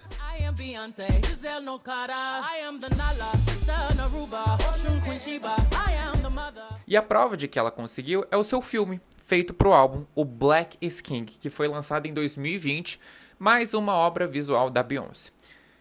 Gente, o tanto que essa mulher trabalhou pra fazer esse filme acontecer não tá escrito. Ela trabalhou tanto a ponto de a mãe dela fazer um desabafo na internet, admitindo que ela falou pra filha: menina Beyoncé, isso não vai te trazer retorno. E a filha Beyoncé respondendo: mãe, mas isso é muito mais importante. Segundo a própria Tina, mãe da Beyoncé, uma das razões que levou a Beyoncé a fazer o filme foi descobrir a história de Solomon Linda, um cantor sul-africano e um dos responsáveis por uma das canções mais famosas da Disney, The Lion Sleeps Tonight.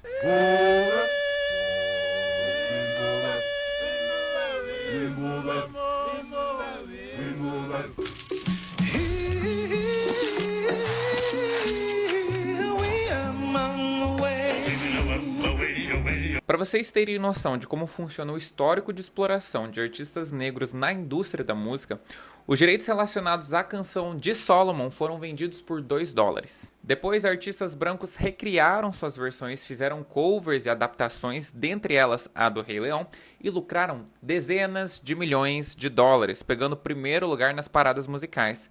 Mas Solomon morreu pobre.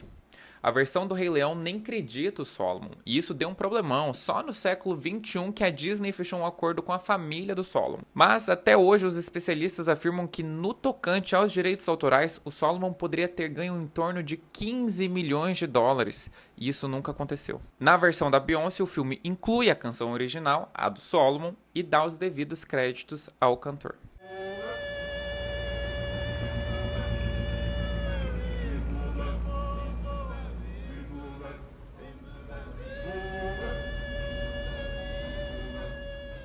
Beyoncé pagou tudo do próprio bolso para fazer o visual desse filme e ele é algo esteticamente lindo, é visualmente deslumbrante. Ele é uma evocação da cultura africana como um todo. A crítica foi uma loucura, tem 94% de aprovação no Rotten Tomatoes e é considerado o live action que o Rei Leão deveria ter sido. Ao mesmo tempo em que recria a história do Rei Leão de forma contemporânea, com referências afrofuturistas, a Beyoncé faz todo um recorte sobre a beleza negra, empoderamento e promove uma nova visão sobre a sua comunidade. É uma carta de amor para todo o continente africano e é visível. É um filme feito com amor, com sensibilidade e muito carinho. Como tudo que a Beyoncé faz, sempre tem alguém que fica incomodado. Dessa vez foi um setor mais acadêmico. Teve gente que falou que ela estaria se apropriando da cultura africana. No Brasil, por exemplo, a gente teve aquela polêmica envolvendo uma historiadora e antropóloga super renomada no Brasil, que criticou o filme ao dizer que considerou ele estereotipado e fez uns outros comentários cínicos e desnecessários. Depois de duras represálias, ela se retratou, pediu desculpas e buscou se informar mais sobre as referências artísticas da Queen Bee. E é interessante porque esse elitismo intelectual, e geralmente branco, costuma querer ditar o que é arte, o que é certo ou não. E enquanto isso, a comunidade negra, que é quem realmente tem que falar sobre a representação de si mesma, se sentiu validada, ouvida e muito satisfeita. Pelo menos o que eu vi foi isso. Pessoas negras se vendo no filme e se ouvindo nas canções. Então, de que vale um debate teórico quando muito mais importante é fazer a diferença no mundo prático?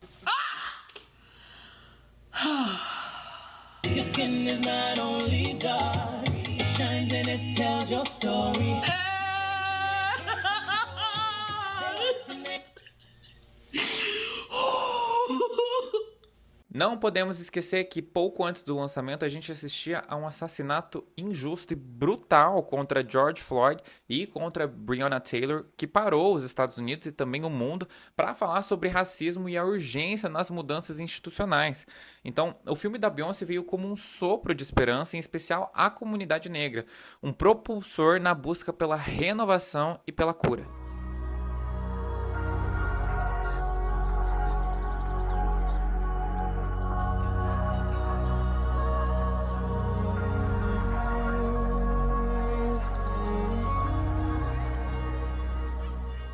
Eu sei que eu já entrei na década de 2020 ao falar do Black King, mas me permitam voltar para a década de 2010 para fazer um resumo dela. Beleza? O que podemos concluir da década de 2010, antes de entrar para a década de 2020 de fato? Aqui Beyoncé começa a ser consagrada em um nível acima do normal. Aqui ela começa a fazer um sucesso que não consegue ser quantificado. Obviamente, ela vendeu bastante, teve recordes comerciais muito relevantes, tornando-se a primeira a quebrá-los, inclusive, mas é muito mais do que isso. O Lemonade poderia ter vendido 2 cópias que ele iria continuar sendo fenomenal. O Self-Titled poderia ter passado despercebido, mas ainda continuaria mencionando a fala da Chimamanda sobre feminismo.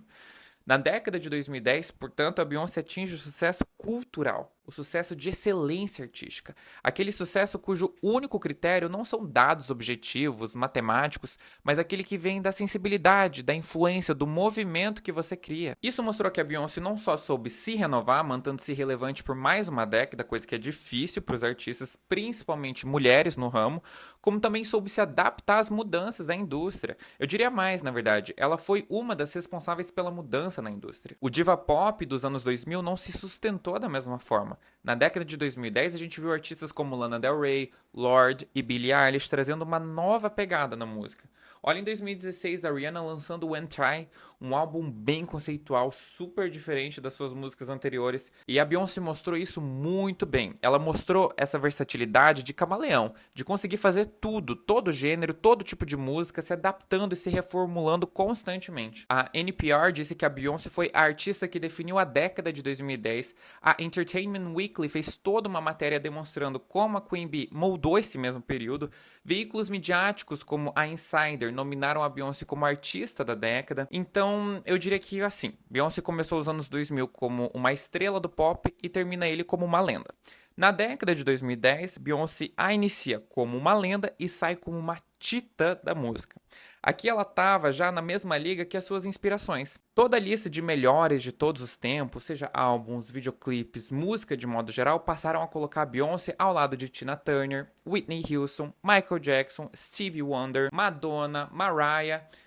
E é assim que tem que ser.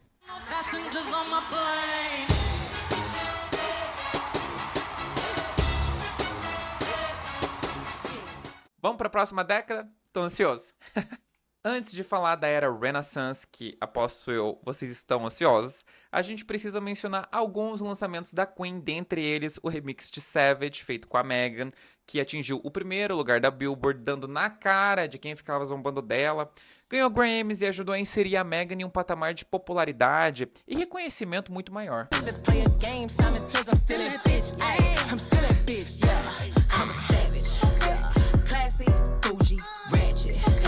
A canção também teve os seus lucros destinados a uma organização de ajuda ao combate da Covid-19 na época, em Houston. Também tivemos Black Parade, que entrou para a versão do álbum do The Gift, com uma letra maravilhosa e super potente, e todos os lucros foram destinados aos pequenos empreendedores negros.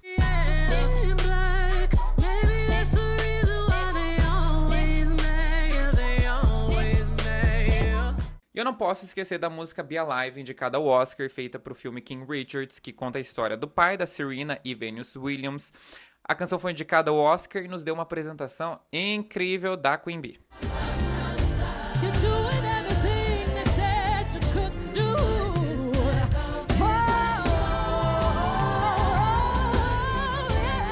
Quem é da Beehive, inclusive, sabe de como foi pra nós ouvir o trecho do trailer e achar que os instrumentais seriam aqueles. E daí quando lança a música a gente fica... Ué? Quê? Mas a música é bem bonita, às vezes eu lembro dela e vou lá ouvir.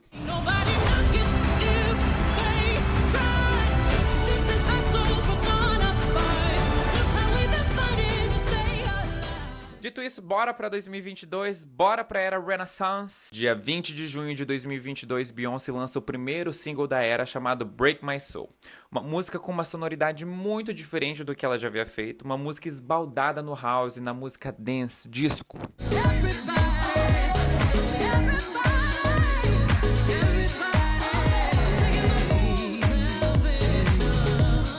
No dia 29 de junho, Beyoncé lança o 7º álbum de estúdio chamado Renaissance, e de fato foi uma renascença. Apesar de o álbum ter sido vazado, isso não interferiu na sua recepção.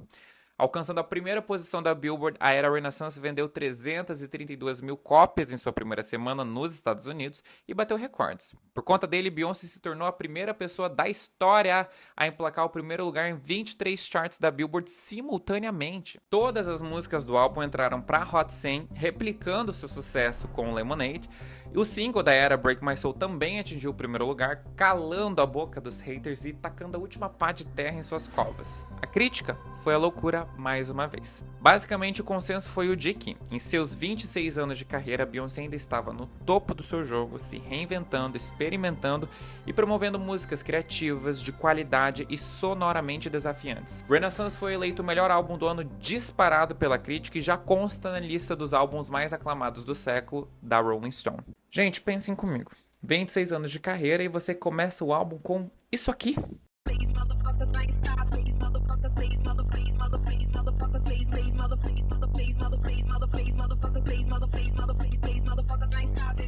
Tipo, que isso? Como assim? Depois você me coloca uma música como essa. This a reminder.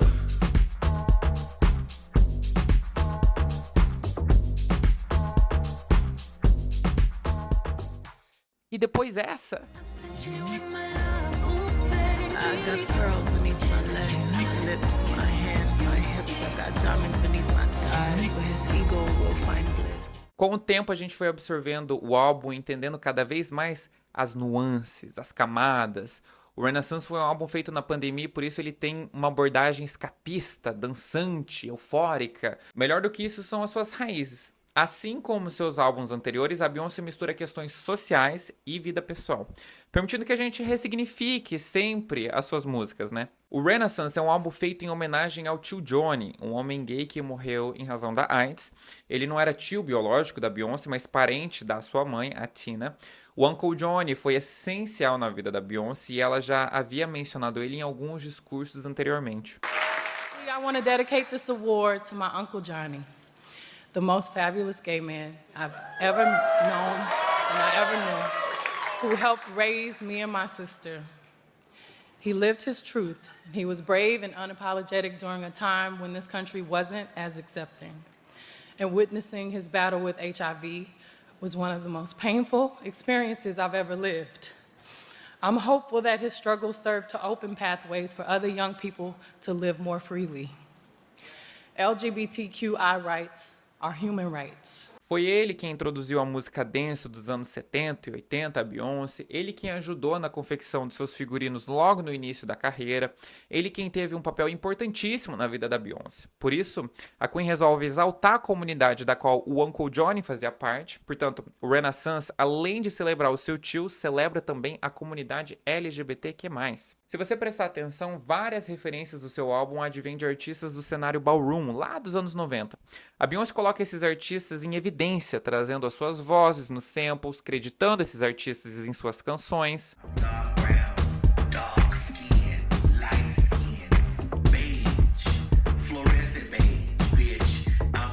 Destaque especial para Kevin Aviance e Cavendish e Prodigy, duas figuras importantíssimas da comunidade LGBTQ+, estadunidense e grandes pilares do movimento como um todo. Ambos fizeram parte das canções do Renaissance, com trechos contendo as suas vozes. E ficou tão bom.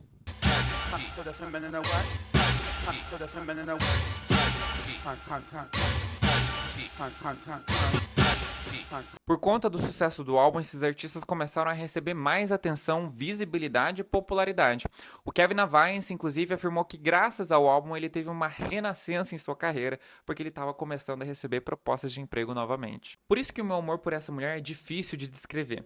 Ela consegue fazer um álbum que opera em absolutamente todas as camadas e sentidos. Ele impacta a cultura, ele traz debates importantes, causa comoção na crítica, nos fãs, consegue trazer uma sonoridade um tanto quanto experimental, conceitual ao público geral. É tanto detalhe, é tanta potência, é um álbum que você realmente pode chamar de obra de arte, porque a arte é exatamente isso. É você pegar a dor e transformar em arte, em movimento. É você pegar o luto em razão da perda de um ente querido, converter esse sentimento em tudo que essa pessoa representava, mergulhando nas músicas que ele te apresentava, no que essas músicas significavam, de onde elas vinham.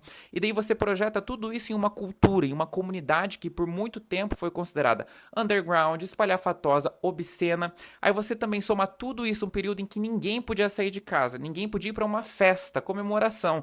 porque tinham pessoas adoecendo, sofrendo e perdendo suas vidas, e você mistura tudo isso, faz um bem bolado e transforma em música para animar o espírito, para trazer todo esse movimento de volta, para celebrar a alegria, para exaltar corpos diferentes, pessoas diferentes, a diversidade.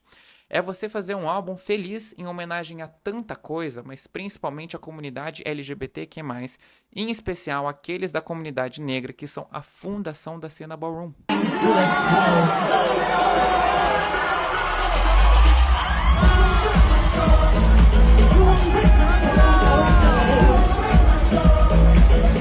Gente, é brilhante, tanto é que muitos fãs já colocam Renaissance como o álbum da carreira, o favorito. Mas o Lemonade pra mim ainda tem um espaço no meu coração, por enquanto. Eu ainda considero o Renaissance como o segundo melhor. Além disso, Beyoncé não lançou visuais para essa era, e até o momento da gravação desse vídeo permanecemos sem visuais. Com o tempo foi deixado claro que a era Renaissance é para ser sobre a música e nada mais.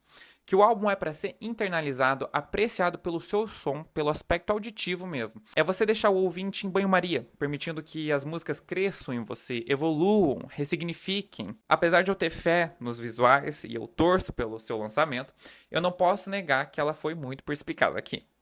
Vejam, o videoclipe é crucial para o artista pop. É o jeito que você consegue conquistar os ouvintes de formas diferentes, né? Já falei sobre isso. É um jeito de promover as canções, de ajudar a memorizar elas, associar elas ao seu aspecto imagético. Podem apostar que muitas músicas e eras não teriam o mesmo impacto sem visuais. Single Ladies teria se tornado o fenômeno que foi sem videoclipe? A sua coreografia e sua estética se tornaram tão indissociáveis da canção que eu não consigo imaginar. Ou seja, eu volto a frisar, o aspecto visual de um artista pop é muito importante. Então fazer uma era sem eles é um ato de gente bucetuda, com coragem mesmo. Beyoncé apenas lançou o álbum e falou, ouçam e aproveitem. No fundo, sempre foi e sempre vai ser sobre a música, sobre o que ela consegue te oferecer. A estética do álbum foi justamente não ter uma. Foi deixar que as pessoas criassem o seu próprio universo ao redor das canções. Como se dessa vez a gente tivesse que pegar a música e associar ela com as nossas próprias experiências, as nossas próprias vivências. Ela não iria mastigar pra gente e entregar algo pronto pra gente ter com o que associar. Nós teríamos que fazer tal como as pessoas faziam antes de Michael e Madonna, antes da grande popularização dos videoclipes, curtir a música pela música. Não tô sendo saudosista não, tá? Mas eu acho que vocês entenderam um ponto, certo? Eu ainda quero os visuais. Enfim, eu acredito que com o tempo a gente vai poder avaliar o quanto essa premissa de não ter visuais impactou a indústria ou não. Mas de antemão, eu já acho que dá para atestar que isso foi impactante, inesperado, não usual e de certa forma inovador. Isso cria um respeito ainda maior acerca da Beyoncé, porque ela é uma das poucas artistas da atualidade no cenário mainstream que não se rende às fórmulas. E não que isso seja necessariamente ruim, mas o lado bom é que isso força os ouvintes da sua música a se abrirem para novas experiências. O Lemonade, por exemplo, gente, ela fez um monte de viado cantar country e rock e absolutamente amar. Ela fez com que vários fãs começassem a abrir sua audição para sonoridades diferentes que te desafiam, que te chamam para participar junto da música. E eu acho que essa é uma das grandes admirações da crítica, que a Beyoncé não faz o feijão com arroz, que ela não tá ali para fazer o que é confortável e seguro, que ela se arrisca e propõe uma experiência coletiva, que uma pessoa do seu status e longevidade continua sendo renovadora, necessária e contemporânea. Mas voltando às músicas do álbum.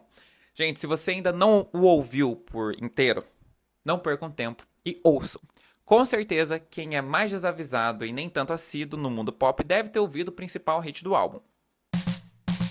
I feel like falling in love. I'm in the mood to fuck something up. A música acabou fazendo mais sucesso que Break My Soul e os seus streams estão muito estáveis, assim como os do seu álbum como um todo. Vira e mexe, uma música começa a ganhar mais reconhecimento nas redes e se torna a favoritinha do momento. Minha favorita, Hit It!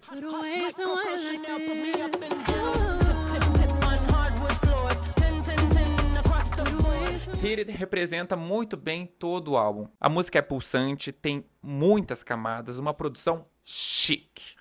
Cara, é um álbum feito para ostentar qualidade. Percebam quanta informação tem em Hit It, por exemplo. Tem um instrumental precioso.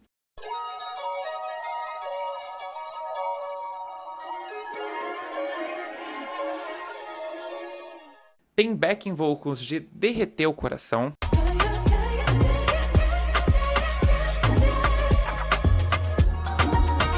enquanto isso, o que ela canta é um rapzão debochado.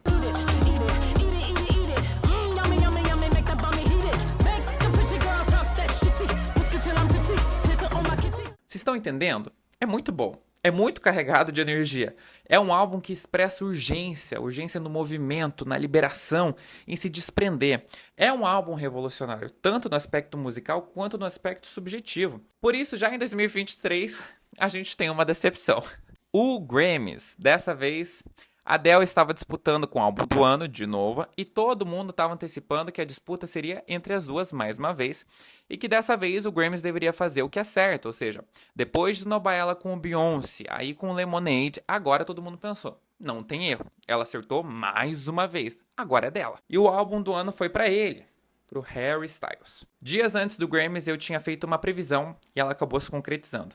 Naquela oportunidade eu falei que eu acreditava que o Grammys fosse ou dar o álbum do ano e nada mais para Beyoncé, ou ele daria prêmios de nicho, mas na quantidade suficiente para ela se tornar a recordista na premiação. Afinal, para quem não sabe, ela faltava pouquinho para se tornar a pessoa com mais gramofones na história. Eu já previ isso porque eu acreditava que o Grammys fosse querer fazer cortina de fumaça, sabe?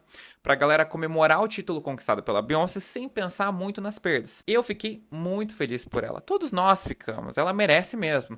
Mas isso não deixa de ser menos injusto e achar que a gente tá reclamando de boca cheia ou algo do tipo é ser reducionista. Eu fiz outro vídeo falando de todo o histórico do Grammys e a sua dificuldade em premiar a Beyoncé na potência em que ela merece, mencionando inclusive os bastidores declarados de racismo dentro da premiação e o tradicionalismo dos votantes. Para dar uma palhinha para vocês, a Beyoncé tem 32 gramofones e só um é da categoria principal. O restante dos seus prêmios são aqueles destinados às categorias para negros, então R&B, hip hop, urban e por aí ela vence. Canção do ano, gravação, álbum, aí já é demais. O tom subversivo da Beyoncé, suas músicas politizadas e extremamente críticas, as suas produções transgressoras, elas causam um impasse dentro da academia. E por mais excelente que seja, por mais importante e relevante que as suas obras se mostram ser, o Grammys parece ter uma relutância em reconhecer artistas negros, em especial mulheres negras, na magnitude que elas merecem. Daí escolhem categorias específicas para premiá-las como forma de consideração, como uma espécie de missimpatia. Aí não fica feio, porque eles falam, a gente está premiando sim, mas sempre deixando claro que existe uma linha da qual eles não passam. Deixando claro que, na hora de escolher entre a transgressão e a tradição, eles vão optar pela segunda opção, pelo conservadorismo. E não me levem a mal, eu adoro as músicas do Harry, eu adoro ele, eu acho o Fine Line um álbum muito bom. Eu não sou muito adepto do Harry's House, mas eu acho ele um artista muito competente. Só que álbum do ano... desculpa, não dá não. Enfim, eu não vou ficar aqui me debatendo também. Eu acho que isso diz mais sobre a premiação do que sobre a Beyoncé. E convenhamos, se doer pelo Grammys não altera o fato de que a Queen continua lançando os melhores álbuns. E 2023 se mostrou um ano em que a Beehive foi muito bem alimentada, então pra que reclamar? Bola pra frente. A gente teve simplesmente a Renaissance Road Tour. Vamos falar dela?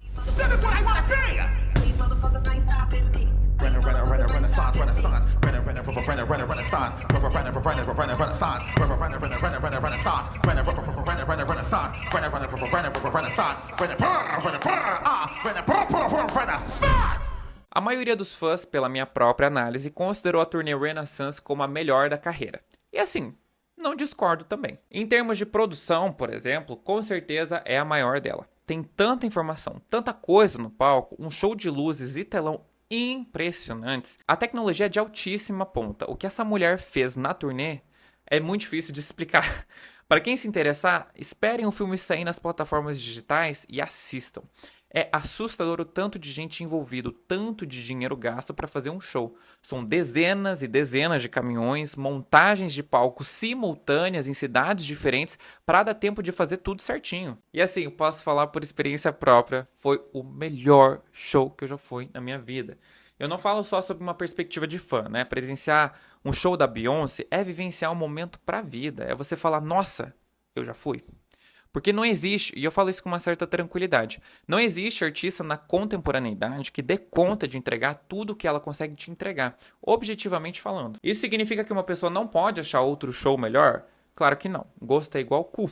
Tem gente que nasce sem. Falando sério agora, a experiência sempre vai ser subjetiva. É óbvio que você vai se emocionar mais com os artistas que você se relaciona, cujas letras te emocionam e tudo mais, né? Mas todo mundo consegue ser racional também, certo? E, gente, não tem. O nível de excelência artística como um todo que essa mulher te dá é o pacote completo. Dessa vez, diferentemente das suas turnês anteriores e do jeito que a gente conhece a Dona Beyoncé, ela não entrou com aquela abertura explosiva, tchan, pose, silhueta, desfile, toda aquela coisa bem diva. Dessa vez, a Beyoncé quis lembrar a todos que antes de ser uma performer de altíssimo nível, ela é vocalista, cantora, que onde ela se dá melhor é no seu ofício, no que ela mais precisa para exercer a sua profissão.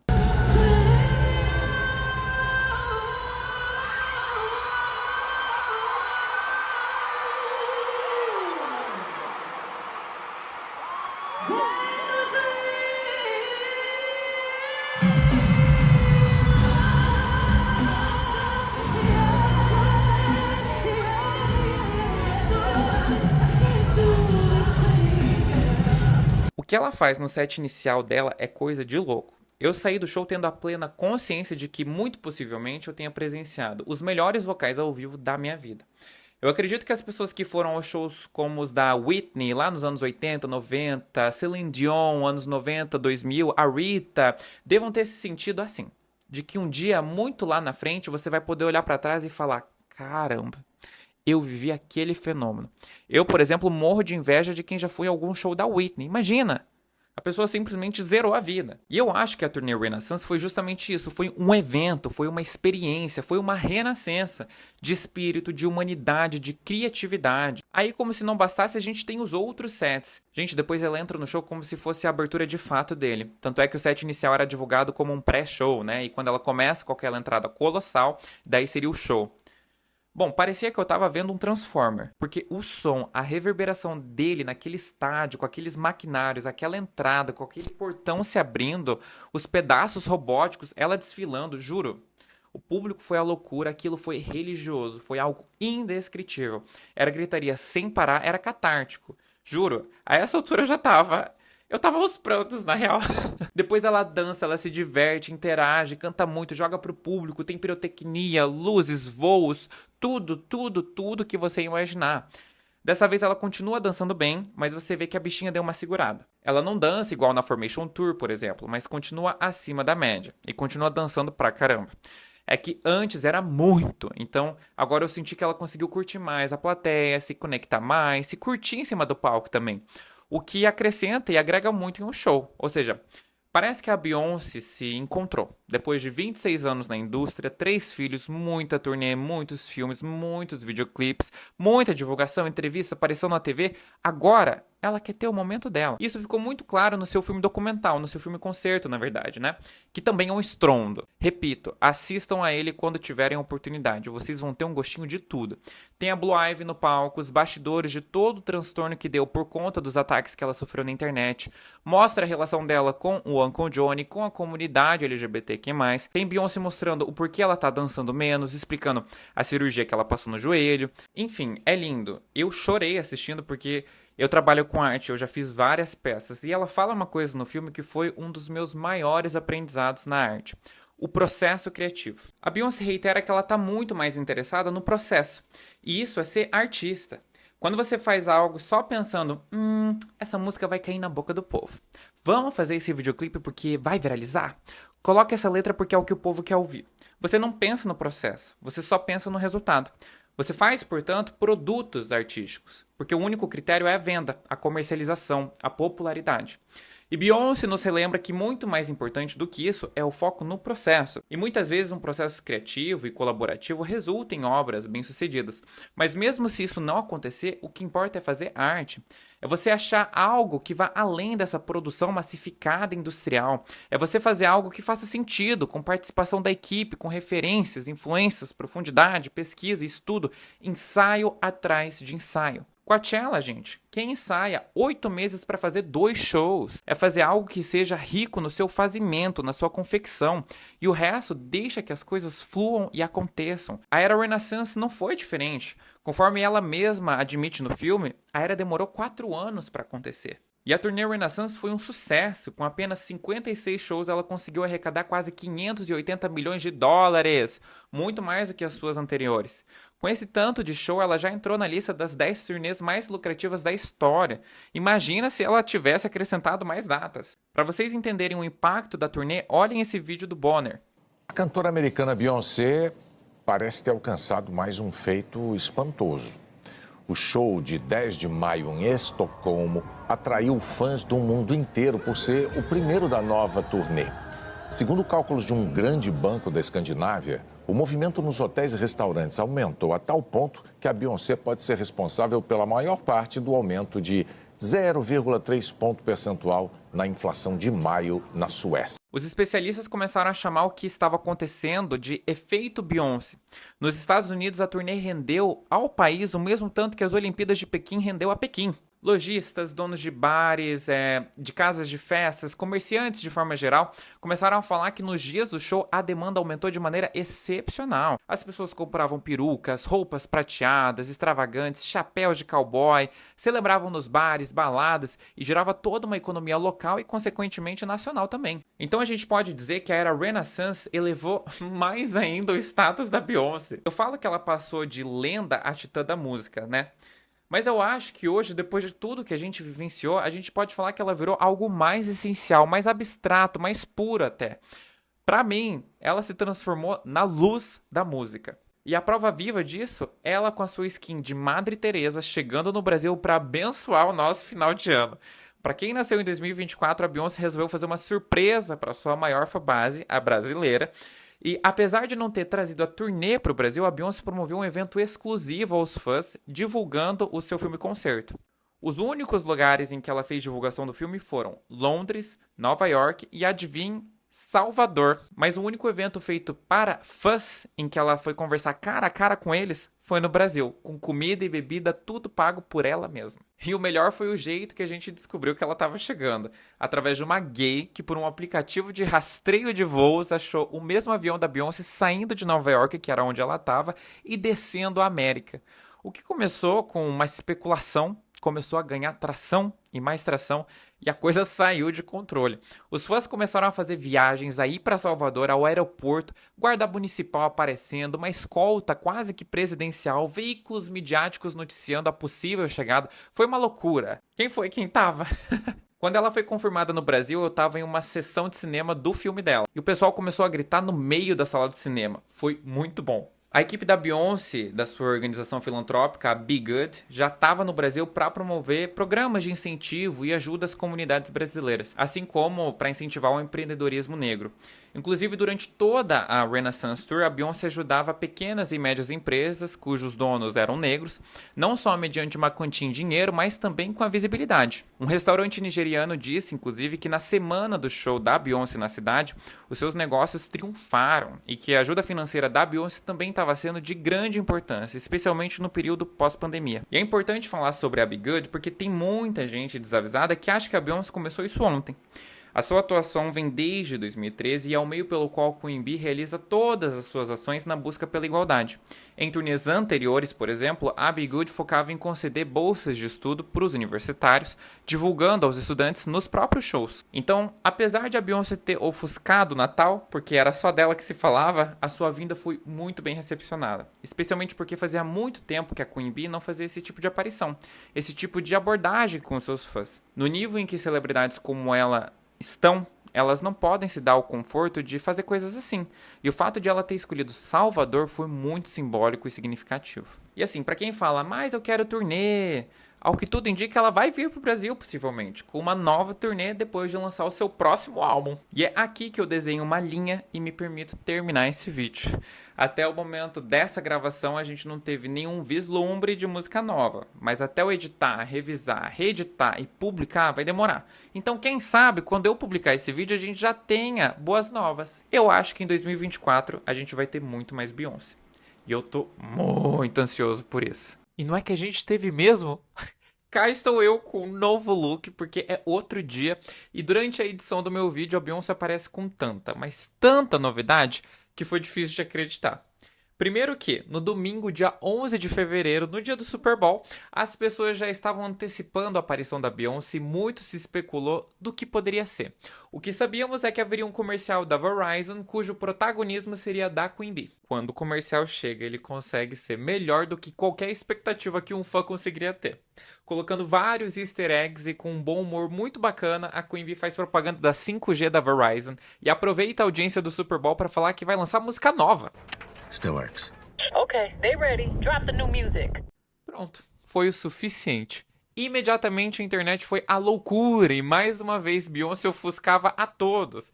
Ela foi tipo a pessoa que pede alguém em casamento dentro do casamento de outra pessoa, sabe? Mas que culpa ela tem se ela é faraônica desse jeito? Um detalhe que eu amei da propaganda é a aparição do Tony Hale, vencedor do Emmy pela série VIP, uma série de comédia com humor ácido, escrachado e muito perspicaz. E na série ele faz uma pessoa obcecada pela vice-presidente que faz de tudo por ela. E aqui ele meio que replica o papel só que em relação a Beyoncé. Eu achei uma sacada muito interessante. Enfim, momentos depois, Beyoncé lança duas músicas country. Uma chamada Texas Hold'em e a outra chamada 16 Carriages. Ambas sendo anunciadas como a primeira e última faixas do Act 2. Aqui as teorias se concretizaram. Beyoncé está resgatando gêneros que embranqueceram com o tempo e busca se apropriar de suas raízes. Act 1 foi House, com Renaissance, Act 2 será Country, com um álbum que ainda não sabemos o nome, e o Act 3 provavelmente será Rock. Texas Hold'em é uma delícia e tem recebido mais popularidade e apreciação do público geral. This ain't Texas, ain't no Hold'em, so lay your cards down, down, down, down. Já tem dancinha no TikTok, tá indo super bem nas paradas e tá muito estável também. Até o momento, a era tem se mostrado mais promissora ainda que a era Renaissance, o que é impressionante. Mas pra mim, a melhor, a mais tocante, a que me elevou foi 16 Carriages. 16 carriages driving away while I watch them ride with my dreams away to the... A letra faz alusões à sua carreira ao mesmo tempo em que ambienta a Queen nesse cenário country, afirmando que ela teve que perder a inocência muito nova, saindo de casa aos 15 anos, para tentar fazer a sua carreira acontecer. Em seguida ela fala que 38 verões depois ela já não está mais sendo mal paga, mas ainda fica sobrecarregada e sente falta dos seus filhos quando vai trabalhar. É de um liricismo. 16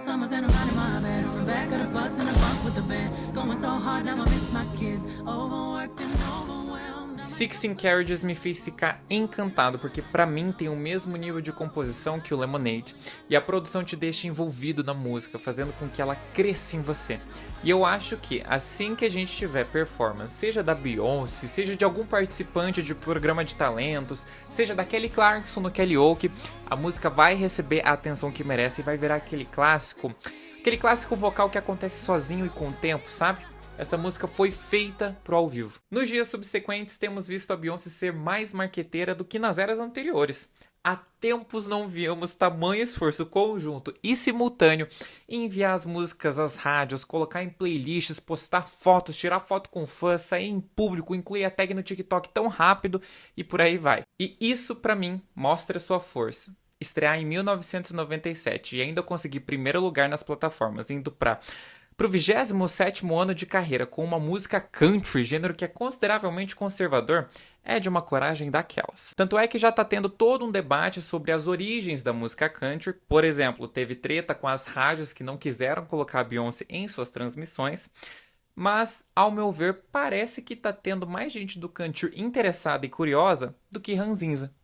Isso porque os ouvintes da música country acham que a Beyoncé pode ser uma ótima adição ao gênero e que pode ajudar a popularizar muito os cantores do ramo. E olha que eu acho que isso provavelmente vai acontecer considerando o grande sucesso dos seus dois lançamentos, o que prova pra mim que a Beyoncé e a Shakira também foram as cantoras pré-anos 2000 que melhor se adaptaram no streaming.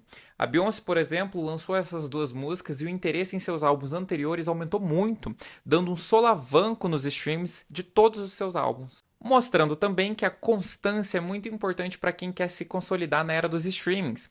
Eu sei que ela não se importa e que ela não tá fazendo isso pelos números, mas se o Lemonade tivesse sido lançado no Spotify lá em 2016 em vez de 2019, teríamos com certeza números mais expressivos e uma solidificação mais precoce no streaming. Mas enfim, como eu disse, o foco é na música, o que importa é a qualidade dos seus lançamentos. E se o álbum tiver a mesma qualidade que esses 2 singles, então a gente vai ter mais um verdadeiro álbum do ano. Antes de finalizar, só um adendo. Nesse meio tempo, Beyoncé também lançou a sua marca de produtos para cuidados capilares chamada Sacred, em parceria com a sua mãe. Depois de 6 anos de testes, criação e lançamento, a marca promete misturar ciência com ritual. Tem toda uma pegada natureba, com toques de ancestralidade. Ainda está muito recente, mas eu já vi alguns elogios à marca, em especial a um produto que contém arroz fermentado, algo que já é amplamente utilizado na cultura asiática de cosméticos. Assim que os impostos diminuírem, eu super quero consumir e testar. Agora eu jogo nas mãos dos fãs e vamos aguardar juntos. Como o projeto aqui está quase pronto, eu não vou esperar o lançamento do álbum para fazer mais trechos e mais partes, até porque eu teria que esperar meses, incluindo o desempenho dos próximos singles, a possível turnê e por aí vai. Portanto, vou deixar que a história se escreva sozinha e que a gente faça parte dela enquanto ela acontece. Pode ser? Voltando agora então para o meu eu do passado.